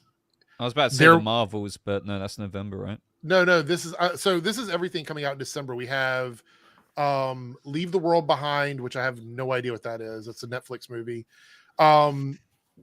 Dashing Through the Snow. Oh, the big competitor there for Aquaman. With Tiana Paris and Ludacris. Then we have Wonka, Anyone But You, which is a Sydney, Australian film. Ghostbusters Afterlife 2 is still slated for December 20th, which is the same day as Aquaman The Lost Kingdom. Rebel Moon comes out on Netflix the 2 days after that. I'm looking. We have the Color Purple movie that comes out the week of Aquaman. No, I think you might be looking at a delayed list. Apparently, this is what it is. It's Wonka's 2 weeks before. Oh, they changed it. Okay. So it's on the 14th, and you have on the same day you have Anyone But You, Migration, One Life, 2 Tickets to Greece, which is a French movie anyway, and then Wish, which is a Disney movie. So that's the biggest competitor. I actually think Aquaman is positioned to make the best money it can possibly make now. There's no competition. I was about to say there's nothing really competing with that in December from what I'm looking at as well. Yeah. If you're a fan of superhero movies, that is going to be your option for December, pretty much. With Aquaman. Oh wait, yeah. Is that? Oh, El Muerto was slated to come out. Oh, that movie. I don't think that's going to happen with Bad Bunny. Yeah. I don't think that's going to happen. But that's not happening. Yeah. All right, so let's take a look and just kind of run through these upcoming things that we, as far as shows and movies. So we have Creature Commandos and Waller, which we don't really know what Waller is going to look like yet. We haven't seen any promotional stuff for that, or if it's going to be like Peacemaker, 1.5. Then we have Superman Legacy, which we all know that's probably, there's a lot riding on Superman Legacy. Literally the most riding on Superman Legacy. Green Lantern stuff. Are we getting it? Are we not getting it? I know they announced it, but is this the Greg Berlanti thing, or are they completely reworking it?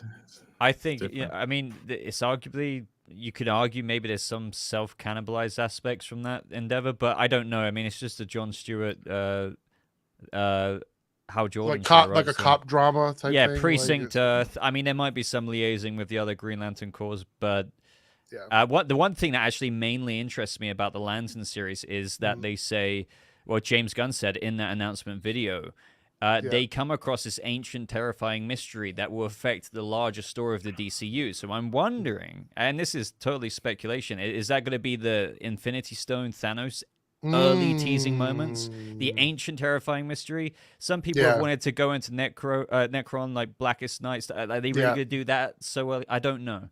But I do wonder if that's the first seed of the overarching Chapter 1, Chapter 2, or Chapter 1 villain. Yeah. I don't know. I'll pull it back up here in a second, but I just want to point this. Yeah, go ahead, Paige. No, you read it. You're going to read it. No, I was just going to say, I just wanted to give a shout out because I think he's leaving. Brutal, thank you for the $9.99 super chat. The Authority, I think, will be huge. I think if it's going to be like The Boys, it's going to be great. We'll talk about the Authorities in just 1 second. Thank you for the super chat. You can come back and check out our answer for that in a minute because Paigey's getting ready to say something about Green Lantern, and then we'll talk about Authority. But thank you for the super chat. Go ahead, Paigey. All right. Like, Lanterns is the one that I'm... From stuff we have here, this is the thing I'm looking forward to the most. And it got me more excited because they said that Damon Lindelof might be. That was a rumor that was going around that Damon Lindelof might be associated with it. If that happens, we goated because I love. Will, Damon except Lindelof. there's all that drama about Lost right now. Oh yeah, yeah, but I don't think that's. Really... Yeah, but I don't know if that's. I don't know if it'll stick. Yeah. Yeah. I don't know if it'll stick, but I'm tired of DC having drama surrounding their production. Like I don't want any more drama. Like hire people that don't have shit in their closet. Like I'm just tired. But the thing is, like, the only thing that I can think of when it comes to an ancient thing that could be connected to Green Lantern is the Manhunters. That's the only thing I can think of from DC lore where I'm like, if it's connected to Green Lantern and the core is the Manhunters, which I think it's in the storyline. They keep using the art from it, which is the Earth 1 Green Lantern. And I think the Manhunters are in that, or they're associated with the backstory there. People are teasing the center as well, Dinosaur Island, because apparently that's rumored to be in Creature Commandos, and you know, Justice League New Frontier deals with and you can argue it's an ancient, terrifying threat. You know, the center. It's like Earth, right? But the thing is, I've got a feeling, considering Creature Commandos is an animation, I really wouldn't be surprised if they somehow, even though it's a Justice League level threat, deal with that self-contained. And it's not like a Chapter 1-esque, we discovered the center in Creature Commandos, and it's... I mean, as James Gunn said, in Lanterns, they discover something else, an ancient, terrifying mystery, and that's well after Creature Commandos. So I don't think the center is going to be the main threat for like an eventual Justice League team-up, because one thing we all have to bear in mind is out of these 10 projects that have been announced for the DCU, from Creature Commandos ending in Swamp Thing, James Gunn said on Twitter that's less than half of what is yet to be announced for Chapter 1, before we even get onto Chapter 2. Less than half. So that entails that there's going to be another 10, 11 plus projects just for Chapter 1. What is it? There's 5 movies, 7 shows. There's Waller TV show, Lanterns TV show, Booster Gold, Paradise Lost. I keep forgetting about that because I really don't know what they're doing with Paradise. Yeah, I don't know. That's the most random one. Well, I guess Creature Commandos is somewhat random, but I guess it's like not fully random. But so it's just not Themyscira unless there's something there. Looking at everything on this list, and maybe you'll disagree with me. I know Paigey, up until this point at least, I think has agreed with me. The Authority is the most like risky thing, I think, out of all of these properties, because it's I mean, it's the least known thing on this whole list. I think it's even least like you're going to see characters that people don't know at all, like any idea who they are. Do you think that they could be the same thing could be said for Guardians of the Galaxy, the first movie? Yeah. However, the thing is, the climate isn't the same. The MCU had like a really big hype back then. DC has a lot of bad optics and it's the second movie in the new DCU. And I do think that what they're going to do is backdoor pilot the Authority in Superman Legacy, because I think they're doing a reverse Kingdom Come storyline where, you know, in Kingdom Come you have all of those new age metahumans trying to be heroes, doing anything by any means necessary, but they're not led by example by like Superman and the Justice League. I think it's going to be a reverse thing with how Superman's been around for a couple of years, sorting out flash floodings, broken bridges, but he hasn't been up against Brainiac, Zod, this, that, and the other. Right. And thus he hasn't set the example, but there's plenty of other metahumans out there. As James Gunn said, this is a DC universe where heroes have existed and still exist. So I think the Authority, again, reverse Kingdom Come, are going to be the Authority characters, but they're doing their own vigilante justice anti-hero mode. And who gives a crap about Superman? Because he's Superman, but he's not the Superman that we're used. We don't look up to him. So it's Kingdom Come, and I threw that into it because James Gunn has teased so much Kingdom Come, and I think his Kingdom Come heroes or anti-heroes are the Authority, and they're going to clash with Superman. I think that's what it is, and they're going to be in the end of the Authority, the Superman Legacy movie. My thing also is that a lot of people are worried because they're not going to do Stormwatch before they do Authority, or at least we're to assume they're not going to do Stormwatch first, because a lot of the Authority characters have history with Stormwatch. Do you think they're going to bother to even deal with that in the storyline, or are we just going to completely? No, you know why? Over that? Why is that? Because no one knows who the fuck the Authority are or who Stormwatch are. Right. Yeah. That's what I'm saying. That's why they I don't think they really care too much. Like if it was like, obviously when you do Superman, people expect certain story beats or elements with that character, that certain things have happened or will happen or what it might be. Same with Batman, you expect his parents get shot all that stuff. Mhm. But with Authority, you go to someone that's at a comic book store and ask me, like, who the fuck are the Authority? Let alone Stormwatch. They wouldn't know. So I agree with that. Though it's the riskiest movie, James Gunn, I think, has the most free reign on that because there's not going to be people on Twitter complaining. Right. Because no one really knows who they are. The big thing with that movie is that he says it's R-rated, apparently. Yeah, exactly. I don't know if that's going to 100%. That could change, like, depending on budget and stuff like that. If it is true, people were saying, could it be the boys of the DCU? That's what Brutal was saying in his super chat. Yeah. All right. But I think it could be the boys, but with an opposing actual proper force. Like someone that's actually could put them into place.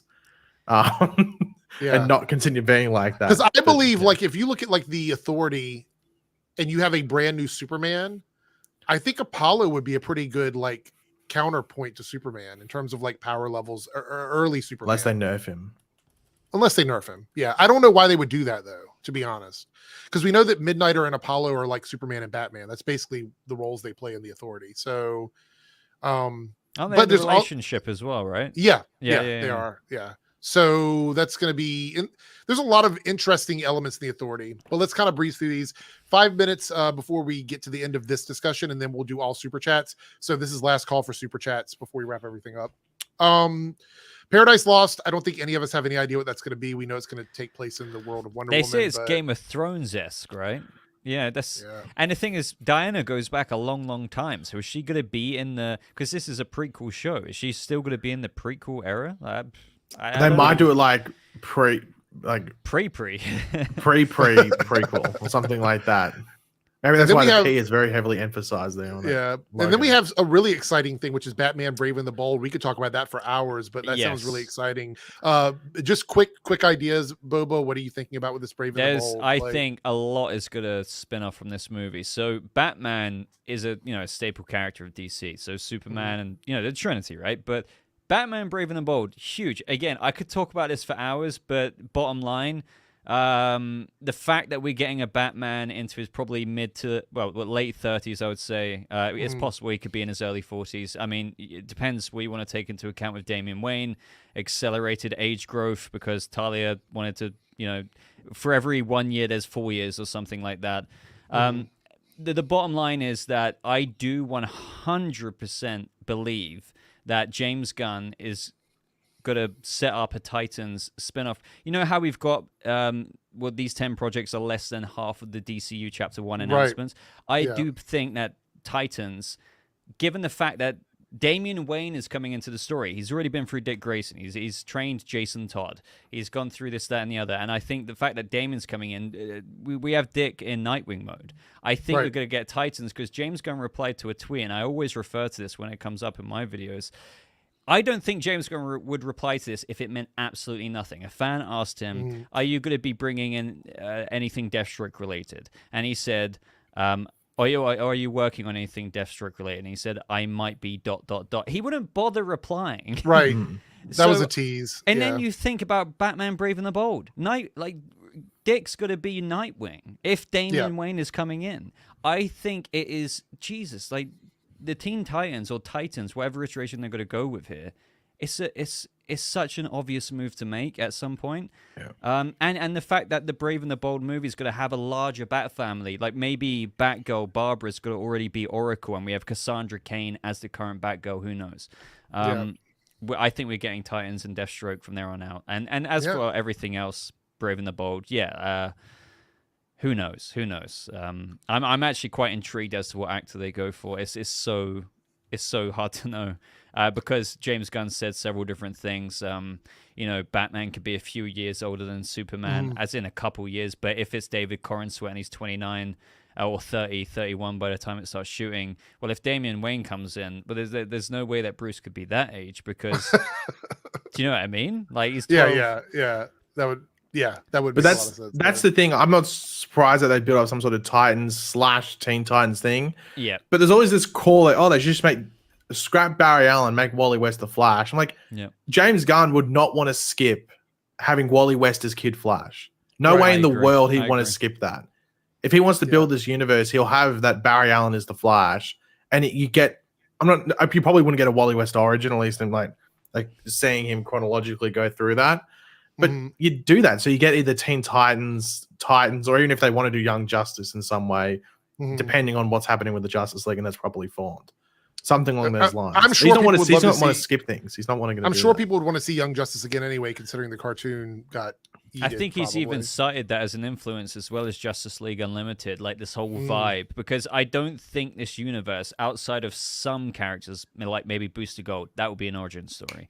But most of the characters, this is a universe hitting the ground running. We don't need that bloody Martha Pearl scene again with Batman. Superman is active like 2-3 years in at least. We don't, but there are some characters like Booster Gold. That's probably going to be an origin. But look at Batman Brave and the Bold. Jesus, this Batman's like at least 10 years into his career. He's already got Dick Grayson in Nightwing mode. So this universe will be origin-y with some characters, like the Authority maybe, but everyone's already been running for a little bit, for at least a few years. So the Booster Gold is the next thing. We just talked about that. That's probably going to be an origin story. The series. Then low key, that could easily be one of the more popular things on here. It depends how he handles it. It depends how he tackles it. I am worried that they're doing Wonder Man over at Marvel because it could give it a similar type of vibe, depending on how they go about Booster Gold. But this is one of the ones where like I somewhat agree with the fan casting because I think it's makes a lot of sense. Yeah. Like that they're putting out that Chris Pratt would play it because I think it just works. It seems like what some of James Gunn would do. The question is, do we want to see? Do we collectively want to see that, or do I think there'll be a whole bunch of tweets about it. But when they actually see it, it's a similar thing to Peacemaker. I was guilty of this. I was like, I enjoyed the Suicide Squad, but what? I like John Cena, but Peacemaker, But then I watched the show; it was great. I think it'll be, translate that onto lol Chris Pratt, of course, nepotism. He's Booster Gold, but when they see the series, they will see how good his character is for Booster Gold and how successful that actually could be. I can imagine him actually teleporting, back in time, like episode 1, and bang, I don't know, but people think Booster Gold's just an idiot. Like he's an idiot, but he's also got he's actually got a proper character journey, which that's what if James. I'm interested to see who he puts there because he's not going to handle it. Like he might write an episode or obviously be in the writers' room for it. Yeah. But Booster Gold actually has like a decent storyline which shapes him as a character throughout, especially the early experiences. So hopefully they do that well. That's the thing that has me excited is that James Gunn is a really good writer, especially when it comes to characters. Like sometimes the overall story, like big action stuff, like maybe he's not like a 10 out of 10 with it, but his character stuff is like borderline perfect most of the time. I agree. So that's what gets me excited about whatever he's, being involved with and also trusting certain people in writing. I am concerned Tom King's in this writer's room, but but everything else, like, because he's got the lady from Watchmen who did a good job. If Damon Lindelof is apparently reporting this and he's got another good writer. So I think writing is the most important thing that I think a lot of the DC movies sometimes stepped away from. And they just went, we'll just be big spectacles and cameos and stuff like that. AKA Black Adam. I was about to say. But so hopefully that's what we're looking forward to. We got these final 2 properties that we're going to mention here, and then we'll wrap up with the super chats. Supergirl, Woman of Tomorrow, kind of controversial, I guess, take on the Supergirl storyline. I know a lot of people find it controversial. Do we find it controversial? I think the Western type, Supergirl lost with, on this planet after going out and drinking and stuff like what do we think about this? Sasha Calle or not? The thing is, her origin, as Paige knows best, is established in the Flash movie. And I don't know if Paige agrees or disagrees with this, but whether they could, if James Gunn wanted to keep her or not, because no matter what, as James Gunn says himself, the Flash movie serves as the reset into the new DCU. The thing is, it was meant to serve a whole different DCEU back under the old regime. Michael Keaton was going to stay on. Batgirl, the movie was going to happen, a Batman Beyond movie. But it's a whole different thing now. The thing is, Supergirl Woman of Tomorrow it seems like a different kind of story compared to the Sasha Calle Supergirl that we've got in the Flash movie. With her having her time on Krypton, and the way James Gunn explained it in that DCU Chapter 1 Gods and Monsters announcement video, it seems like a completely kind of different take on her origin than the Sasha Calle who just popped here with the Flash movie. So I don't think, and I know there's these I saw it earlier before we went live about the Flash 2 script writing and all that stuff with her coming back and blah blah blah. Look, I think every character in the Flash movie, and Paige, you don't spoil it, But I think everyone in the Flash movie other than Ezra is disposable. Yes, That's what I think. I agree. Personally. And that whole Flash script thing, I tweeted this like an hour or two ago. That is being announced as news right now on Twitter, and I do not understand why. Because it was reported by the Hollywood Reporter back in October 2022 with the same writer that the Flash movie script, the sequel, the Flash 2 or whatever you want to call it, was completed back in October. Why is it news right now? It's an old script under the old regime. Gunn then came in.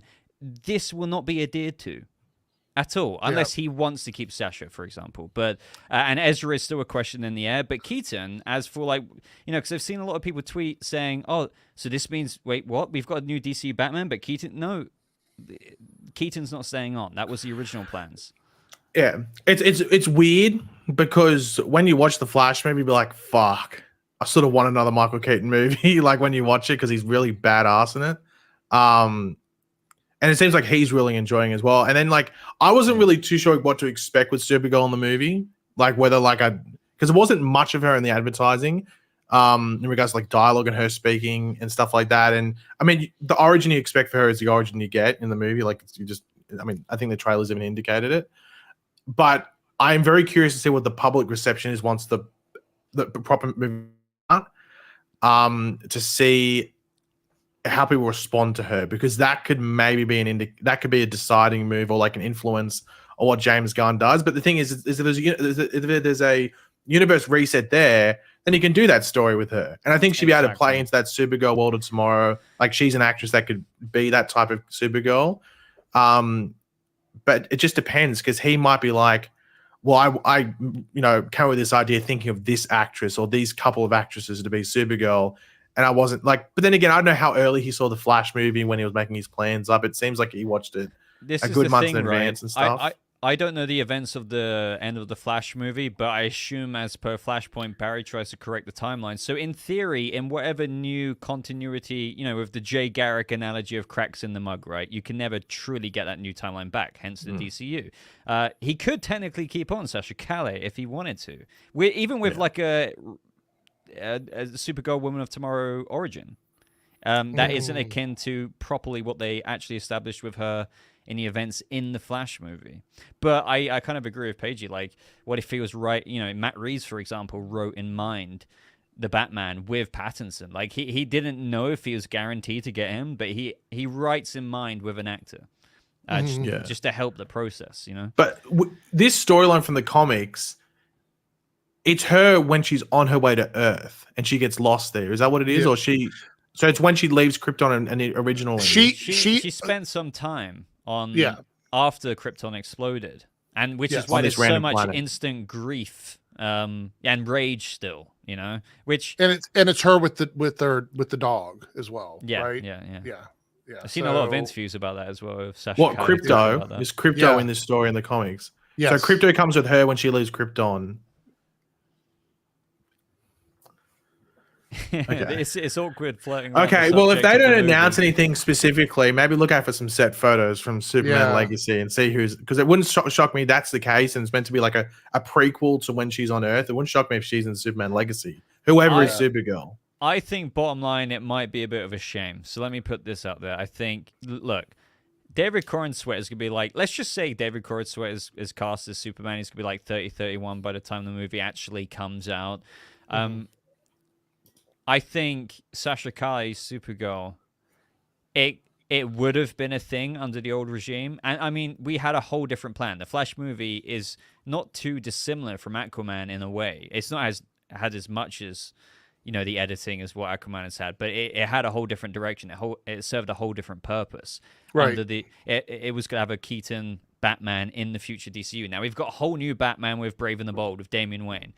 So I do think it's a shame, and I'm worried. I don't know if that's the right word. I'm apprehensive because I don't know if I'll love the other Supergirl that Gunn chooses. But what I'm trying to say is that would have been a thing for Sasha in the future if before Gunn came in, Zaslav came in, the merger happened, they reevaluated things. That would have been the Walter Hamada plan kind of thing. But now with Gunn in charge, I wouldn't remotely be surprised if, just like Henry Cavill recasting, we get a new Supergirl. And it's a shame because I'm sure Sasha is badass. But I wouldn't be surprised, despite keeping Viola Davis as Waller, despite keeping John Cena as Peacemaker in this new DCU, we get a new Supergirl by the time Supergirl Woman of Tomorrow comes. I'm not saying that is going to happen. I want to make that clear, but I wouldn't remotely be surprised. It's a shame because in an alternate timeline, before the WBD merger happened, Sasha was clearly staying on 100%. Yes. Yeah, I believe that. Yeah. So we're running into our overtime here. So quickly, Swamp Thing, thumbs up, thumbs down. I know I'm super excited about this. I'm I love so excited. I'm so excited. Depends who's making it, but apparently it's James Mangold, and I'm apprehensive about Mangold. I'm not gonna lie. Yeah. Well, I don't know because he did that Indiana. I haven't seen obviously. Well, I don't even know when that comes out. It's like in a month or something. So the Indiana Jones movie or whatever. It's got a negative, great. isn't it? Rotten now. That has me concerned because I don't know. I think it's the thing like after Crystal Skull, right? And then with this movie, I'm not surprised. I want to go see it and have fun and switch my brain off, but I never expected a critically well-reviewed movie. But that I think that doesn't necessarily mean he's going to make a bad Swamp Thing movie. Right. Well, you know what's funny though? I think look, every man and the dog thinks that Andy Muschietti's going to do Batman Brave and the Bold. And when you watch The Flash, you're like, yeah, he'd probably nail it. And he said that comment recently. Yeah, and he made that thing where I was like, yeah, I'm doing it, but I can't really tell you. I can't speak to that yet. Yeah. But if he didn't do Batman, I think he'd nail Swamp Thing. Interesting. I mean, because I know it's going back. I love the Swamp Thing show. I know it was only one season, but I thought it was really well done. It was so good. Yeah, I really loved it. I loved it when it aired on the CW and they bleeped out all the swear words. They just silenced the audio whenever they swore, and it would just randomly go to ad breaks. That was my favorite version of Swamp Thing. Did you not watch it on DC Universe? You just watched I did. I'm just joking around. I actually thought you were being serious because I wouldn't be. No, I was curious. Everyone was curious when it aired on the CW. I was like, hold on, they swear in these shows. How are they going to air this on network TV? Yeah. They just silenced the audio whenever they swore. They didn't do anything. It's just like you. Bitch Swamp or something Thing, like that. They just like Swamp Thing really deserved a future. Like the ending with the Floronic Man, we were barely getting into the Anton Arcane, the Rot kind of stuff. The production design on that show, I know it was the thing is DC Universe and Titans, Stargirl, Swamp Thing, they had great production design. And that's actually one of the things that attracted me to it over that of the CW initially. But all while I acknowledged the writing flaws of those, like Titans, for example, back in the day. But it always had the production design in its favor. And Swamp Thing, my God, there was even teasers of season 2 with the Parliament of Trees and stuff. And either way, I want justice done. And the fact that James Gunn has chosen a Swamp Thing movie in his DCU Chapter 1 slate is huge. Yeah. Like, there's a lot of general audience members who might be like, Swamp Thing? What the fuck? Like, so we're gonna go through these super chats. Boba may have to bow out. I'm not in a rush, by the way. Just to let you know, if we need to go over a bit, it's fine. We have like 5 super chats, so we'll try and get through these. And then if anybody else wants to send some stuff in, they still can. Lone with the $5 super chat. So the verse over was confirmed. Wait. So with the verse over Arrowverse, I think it's was it confirmed Lucifer was part of the Arrowverse? Could imagine him more in the crossovers. Cooler, no, or too broken? I look at that as a variant. I don't know. Wait. Or was it Earth 66? So technically, you could say the Lucifer show was Earth 666. I don't know. You could. Well, so this is the debate that has been going on for a while. Oh, Lone Wolf says I only asked that because Boba finished reviewing the series. There's always a debate on what's considered Arrowverse, what's not considered Arrowverse. Thank you. It wasn't taken too seriously, if we're being real, with the pure continuity of character. Right. And I also told people, I'm like, look, these characters, like, it's not like Lucifer is going to show up and exist on The Flash or anything like that. So at the end of the day, it doesn't really matter. I would say they were offering fan service is what they were doing. Exactly. And so just take it as that, I think. 3Dub here with the $2 super chat. Do you have any idea where they're heading towards? I guess meaning the DCU. Boba threw out a few ideas. I think Paige has a couple of Hopefully ideas. Something consistently good. That's the thing I can say. Hopefully something where we're not getting another cut or whatever, or restore the verse, anything like that. My biggest worry has nothing to do with Gunn, nothing to do with his writing, nothing to with maybe Tom King, but anything really that he picks out people to work with him. My worry is that idiot David Zaslav. That's my worry. I'm worried if the Authority comes out, it's got a big budget. maybe doesn't flop, but it just makes like it just averages out where they don't make any money off it, and David Zaslav gets all because I don't think he's going to be there in like 5 years anyway. So, but he's probably the biggest worry I have or concern. My only word on that is because I've seen people, and fair enough, so express disinterest in what Gunn has announced already for DCU Chapter 1. What I will say is where it's heading towards is wait to draw judgments until you've heard the rest of the DCU Chapter 1 plans. Because again, DCU Chapter 1, as we currently have it with the 10 projects, is less than half of what we're going to have. In the second wave of announcements, whether that's this Comic-Con or not, I don't know.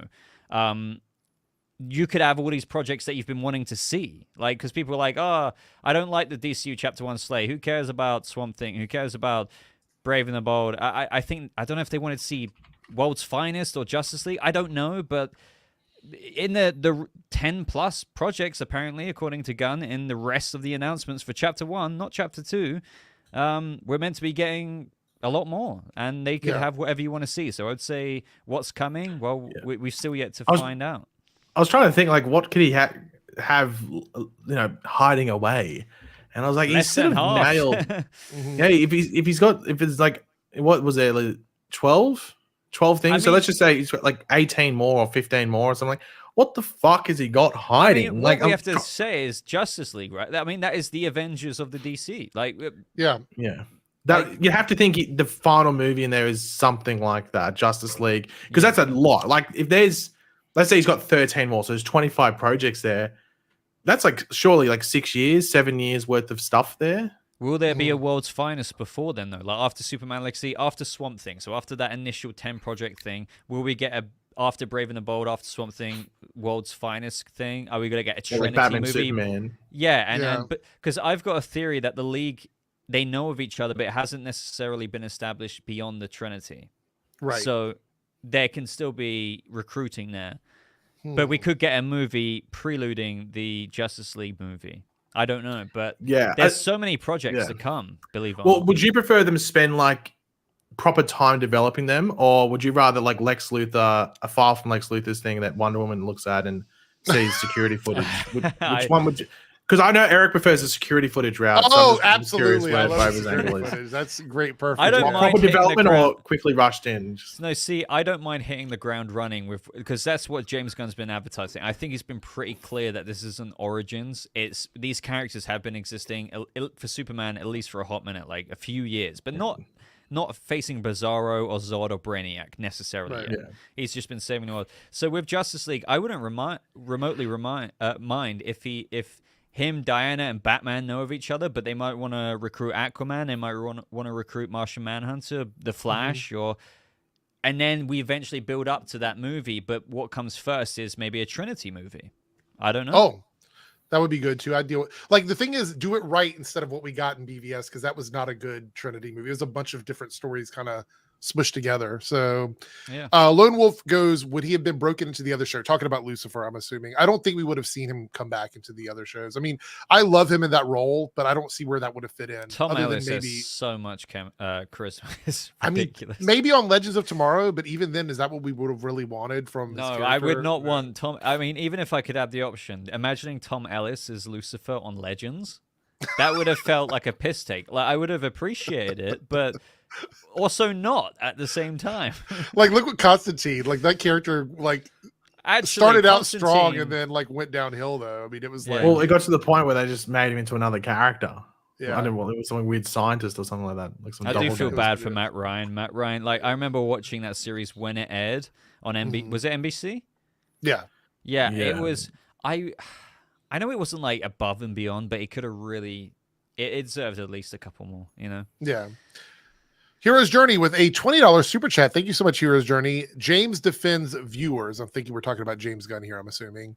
Telling Supergirl, as he likes to call God Complex Girl, you don't get to decide who is a hero and who you are and tell me how to be or who to be and the best you can be. Don't let power-hungry people decide who and what we can be.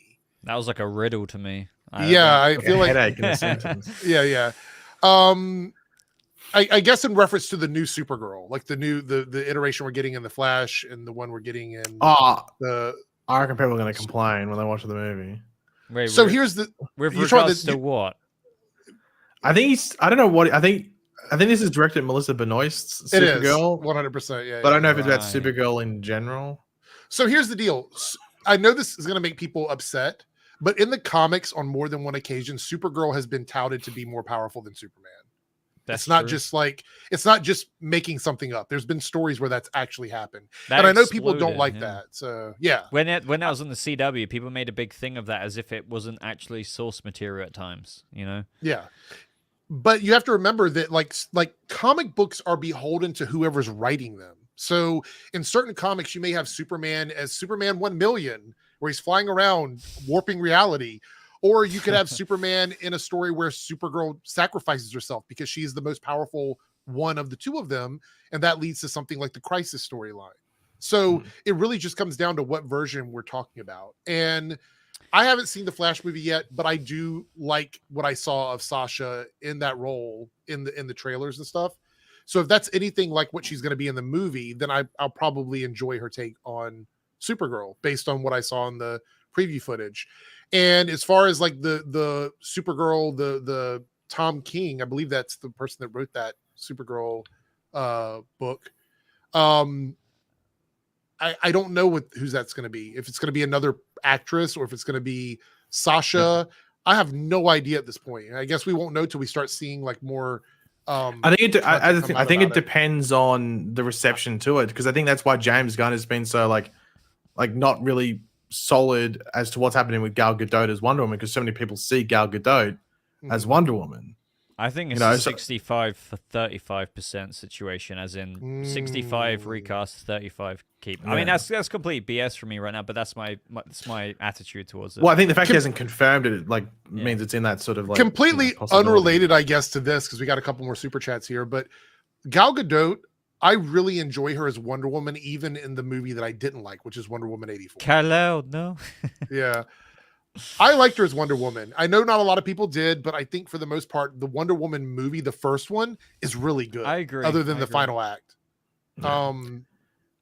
But the thing is, it doesn't really matter what we think. It really matters what the general public thinks. Yeah. And that's where I think they might have that struggle. It's like, hold on, Gal Gadot's Wonder Woman. Why is this Wonder Woman movie coming out, which it's not her? But what do you guys think? If you've already recast, like, this is the kicker. It really is. If you've already recast Ben Affleck, and we've got a DCU Batman with bloody Nightwing and Damian coming in, we've got a whole new, like, James Gunn has recast Henry Cavill. We've got a new Superman.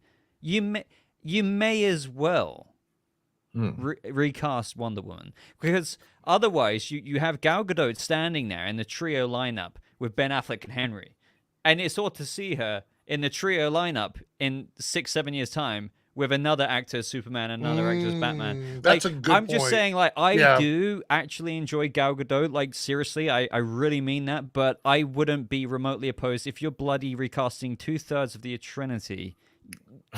Not the entire You may Justice as well. League. Like, you might. But you know what? The other thing is, though, I think she was supposed to also be in the Flash movie, right? Like she was. She supposed was to be in that 100%. Like, Ben Affleck said it, for crying out loud. Like, she saved him from. Paige's smiling. I don't want to know anything, but my thing is that if she isn't in that movie, she's not going to get a proper goodbye, basically, to the fans. So I mean, she was in Shazam, Fury of the Gods. It randomly at the end. However, though, that didn't feel like a goodbye. That felt like I'll see you in the next movie. I'll see you next time. Yeah. And also, isn't she's meant to be in Aquaman? She said she filmed for Aquaman. Oh, that's true. Yeah. Really? Yeah. Wow. Oh no, she didn't say. What's his name? Jack Dylan Grazer, who played Freddy. He said that when Wonder Woman, Gal Gadot came over to do the Shazam cameo, she came from the Aquaman set. I had absolutely no idea about that. That's really intriguing. Maybe she's just gonna. But then again, so was like Ben Affleck and Michael Keaton. It looks like both of them might be cut. Yeah. So 3Dub here with the $2 super chat. I think this is talking about the Brave and the Bold. Do you think we'll have a Keaton tone or lighter in the Brave and the Bold movie? That's really. I mean, you've got so many things to factor in there.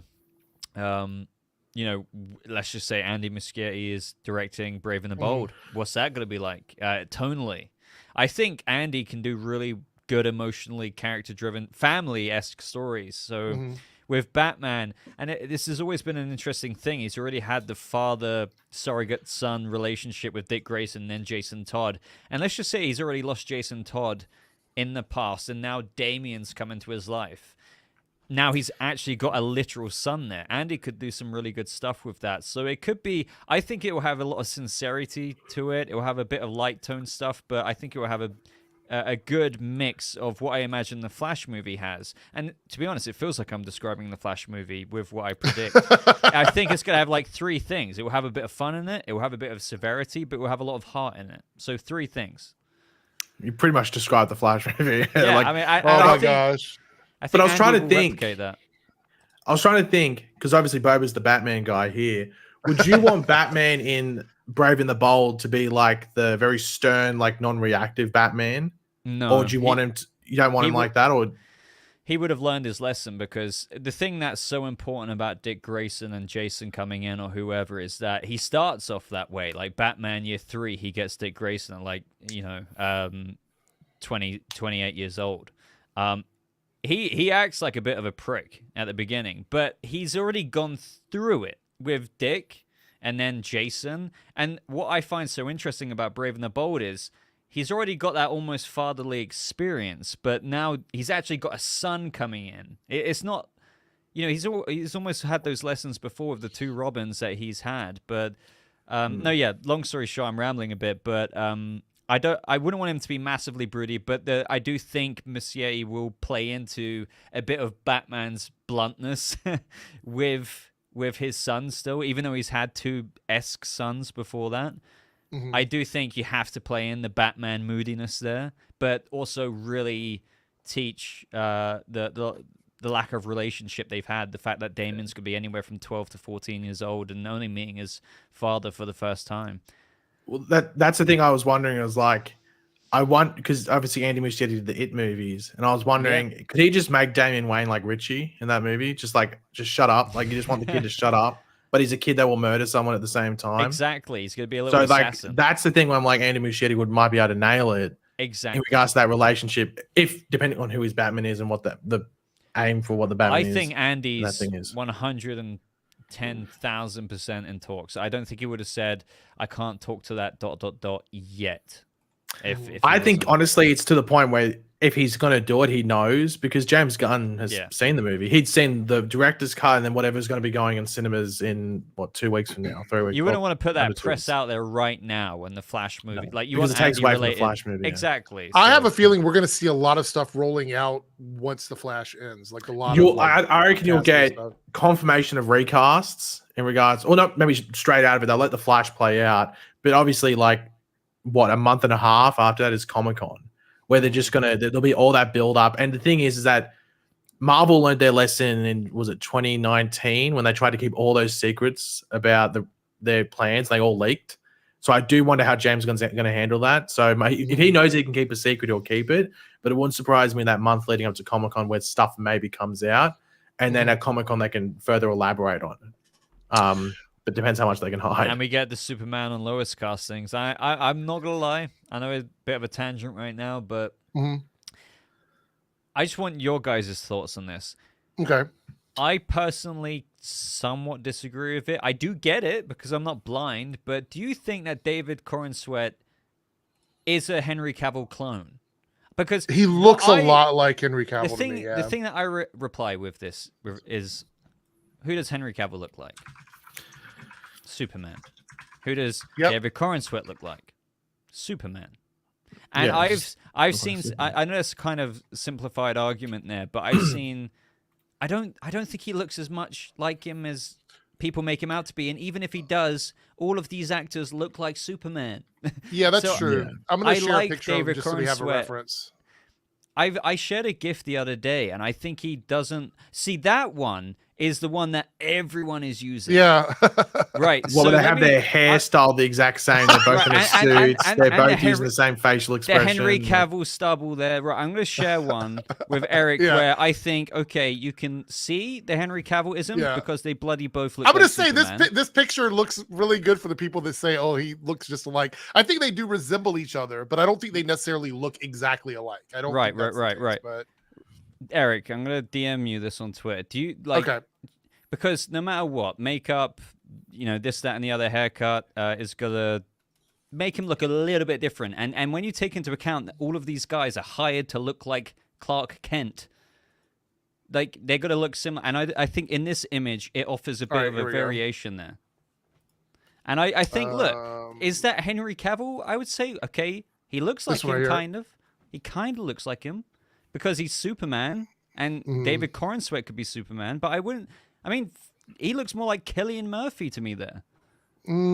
I would say that he's kind of a hybrid of Tyler Hoechlin and Henry Cavill. He's got like that cross between the two of them for me. The thing is, if he was cast here, I think for me, I don't like the mad discourse of like, oh yeah, why recast Henry Cavill if you're just going to get a Henry Cavill knockoff? Oh, I think this guy would be more than appropriate to cast. I mean, I see Tom Welling in that picture. So I mean, it's like I see Christopher Reeve. I see Christopher Reeve as well. Guess he just why? looks like because Superman. They all look like Superman. Because spoiler, they were cast to be Superman. Exactly. That's it. End of. And I think I'm not gonna lie. The more I've learned about this guy, I actually really want David Corenswet as Superman and Rachel Brosnahan as Lois. But I've seen a lot of people put out a bit of fear about Rachel Brosnahan being another Amy Adams. Yeah, it depends. It's all like the thing I would love. I don't really care who's Superman. My biggest concern is, or my biggest want is making sure you get the chemistry right between Clark and Lois, because it just wasn't there with Henry Cavill and Lois Lane. It's like strangers in every single scene. I like Rachel Brosnahan as Lois Lane. I actually don't mind that. I think that's actually a really good casting. I saw it on Twitter. But honestly, if the casting came out and they were all like both Clark and Lois were just people that no one's even talking about, I would love that as well. Yeah. I love it if it's just a surprise, but it's probably going to be someone that's been mentioned in some way, whether it's David Corenswet or whatever it is. But that chemistry is the most important thing. Overlooks, and that's the thing. I think Tyler Hoechlin's proved that. Remember when he was cast as Superman? I was like, this guy doesn't look like Superman. I love Tyler as Clark and Superman. I think he's. But I would argue he's the best Clark Kent / Superman playing both. I think he's the best at playing both. I would agree. You can argue someone's better as Superman or someone's better as Clark Kent. So we have, in regards to the combination, he's the best. We have 2 super chats left, so let's knock these out here. Dino Dragon with a $5 super chat. What do you guys think about having a Justice Society in this universe? Probably in the past, like rewrite that Black Adam did, or have them on Earth 2. I don't think Black Adam's even going to be referenced anymore. No. I think that's I remember when people were clinging on to what Dwayne Johnson said, where I spoke to James Gunn and there could be possibilities for Black Adam in the future multiverse, and people were saying that Black Adam's going to be in the future. Like, no, bro. Like, he's just gone full send into Hobbs on front. He crawled back. Furious. He crawled back to the Fast and the There Furious. Is no Dwayne Johnson Black Adam, I guarantee you. The tweets I see where it's like the Black Adam situation has to be studied for future like franchise work and actors and stuff is insane, because it led to he put all of his chips on that. It failed. It led to Henry Cavill getting booted. It led to the DC universe getting rebooted. And now it's sort of and it led to all these things like the Moana live action and everything. And because he had to go back to what he had because the new stuff didn't work. I'm still encountering people who are clinging on to. You remember that like iPhone Notes app message that Dwayne Johnson put on Twitter where he said, "I've spoken to James Gunn. There is a possibility of multiverse-esque stories with Black Adam." So he's basically saying Black Adam can return in the future DCU, but no, it's not going to happen. Okay. No. I mean, Black Adam could, but I don't think Dwayne Johnson's Black Adam will be. Yeah. All right. Final super chat here, and then we're going to wrap it up. Infinity Force with the $6.99 super chat. What is your thoughts on the idea of Elseworld movies? Which Elseworld comic would you like to be in live action? I'd like a dark multiverse movie. So we've got a few things going on right now in the Elseworlds. There's so many possibilities. Okay. So my favorite idea of an Elseworlds movie would be the Earth 2 comic, the recent iteration of the Earth 2 comic with like Val-Zod and that whole Justice League. Oh, with like Jay Garrick and stuff like that. And it's like a younger Jay Garrick, yeah. That would be mine because I love that world. I would love to see that world expanded only because we're getting a mainstream like DC universe. I would love like maybe a series of movies featuring like the Earth 2 characters. That would be my ideal Elseworlds movie. For me, it's hard to explain. I remember back when Todd Phillips... the only reason I say that is because what we know about Elseworlds right now is the Batman, Matt Reeves, and Todd Phillips Joker and Joker Folie à Deux.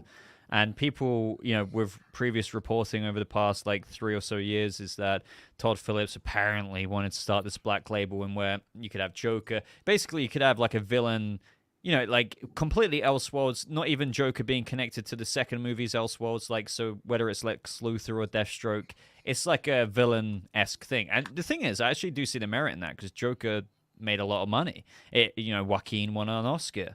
And I do, I'm not gonna lie, I do love the ideas of like a Elseworlds Lex Luthor movie in Metropolis, or Deathstroke, Slade Wilson movie, but it's also, you know, the more thought you put into it, how do you pull it off? Joker is one thing, but so for me, it's kind of hard to say Elseworlds wise. You know, the thing that fascinates me, and I might be going down a different avenue here, is that we still have, and this hasn't been refuted even by Gunn until now, is that the Ta-Nehisi Coates Black Superman J.J. Abrams movie is still going forward. I don't think that's going to see the light of day. Do you really think they're going to bring that? The thing is, you've got the DCU Chapter 1 projects that we've already been over today. As far as we have it understood right now, even from the major trades, is that Ta-Nehisi Coates' Black Superman movie with J.J. Abrams is still coming out, just like Joker 2 is, just like the Batman 2 is. I don't think it is.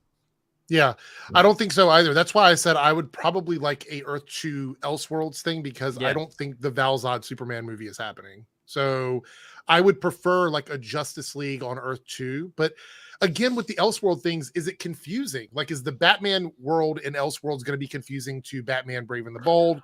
Or, I like, don't think so. How's it I think it probably depends by the person, but it depends, like, I know like this whole like normie term, but it depends, like, I think it depends like how normie is someone. Like, I think nowadays with like Twitter and especially something like TikTok and things, like, I think anyone like the major markets like knows the difference. I agree. It's probably agree like that 20% of the market is maybe confused that they. I wonder if like, David Zaslav believes that, though. That's the issue. I was about to say, like, I would go as far as saying 75 to 80% of people should understand, even if they're not so intrinsically involved in the fandom, that the DCU Brave and the Bold Batman is not Pattinson's. Like, simple as. Yeah. But I think they need to make that clear with who they cast. Like, that's why I think like it needs to be a significant difference in the. So Paige, you just like me, hates words like that, but by normie, I don't. That's why I went normie, because I don't use it. It's basically it's a general audience that doesn't really care about, like, I call it the Gen Pop. Like, they don't care about continuity or fidelity. So would they understand the difference between like a Batman, Matt Reeves, and the Brave and the Bold? Was my point, because those are the two that are going to be like sort of at odds with each other. But people that understand how the multiverse works and what the studios are doing, they're going to get it. It won't make much of a difference to them, honestly, which is why I think David Zaslav has to figure out, you know, what he wants to do. I hope, I pray to the gods of DC Universe that David Zaslav does not interfere with James Gunn and Peter Safran's ideas and lets them kind of do what they want to do. It's weird because James makes it out to be as if we're a separate studio. People can't do that. Like, there's been naturally plenty of stories where, but the thing is, David Zaslav is still his boss. Yeah. So that's the bottom line. Yeah. So anyway, thank you guys so much for being here. This is a very fun discussion with myself, Paigey, and Boba, a special edition of the After Party. It will be available on playback. So if you guys were not here at the beginning and you want to watch it, in a couple minutes, it'll be up and available for everybody to watch. Next week's After Party will probably be something different. I'll let everybody know during this week what we're going to be doing, because again, we only have one show to talk about, so maybe we'll go back to Black Adam updates. We'll see what happens next Saturday. What do you mean go back? You never did it. I know, I never did it. Anyway, I want to thank Boba for being here. It took a lot of work, but thank you so much for joining us today. I'd love to do it again, man. Maybe we can get into the swing of things with the old days if you're maybe like once a month get together and do like a special stream. I think 100%. Nice. I really enjoyed myself, so thanks everyone for turning up. Gotham Knights season 1 review, 3-hour live stream, breaking it down, the best. Fuck it. Let's do it. Anyway, thanks everybody for being here once again. And there will be a special video this week. I'm doing the Ezra Miller video, a timeline of the events that happened with Ezra leading up to... Wait, you're doing the reenactments, or are you leaving those ones out? Yeah, absolutely. Okay. Absolutely. That'll be available probably on Tuesday, and I will be live on Monday with my Across the Spider-Verse spoiler review. So that'll be my Monday video. Check out Boba's channel if you're not. You guys probably already are, but go check out his channel if you haven't. And thank you so much for being here. And we had a good time. So we'll see everyone next time. Bye.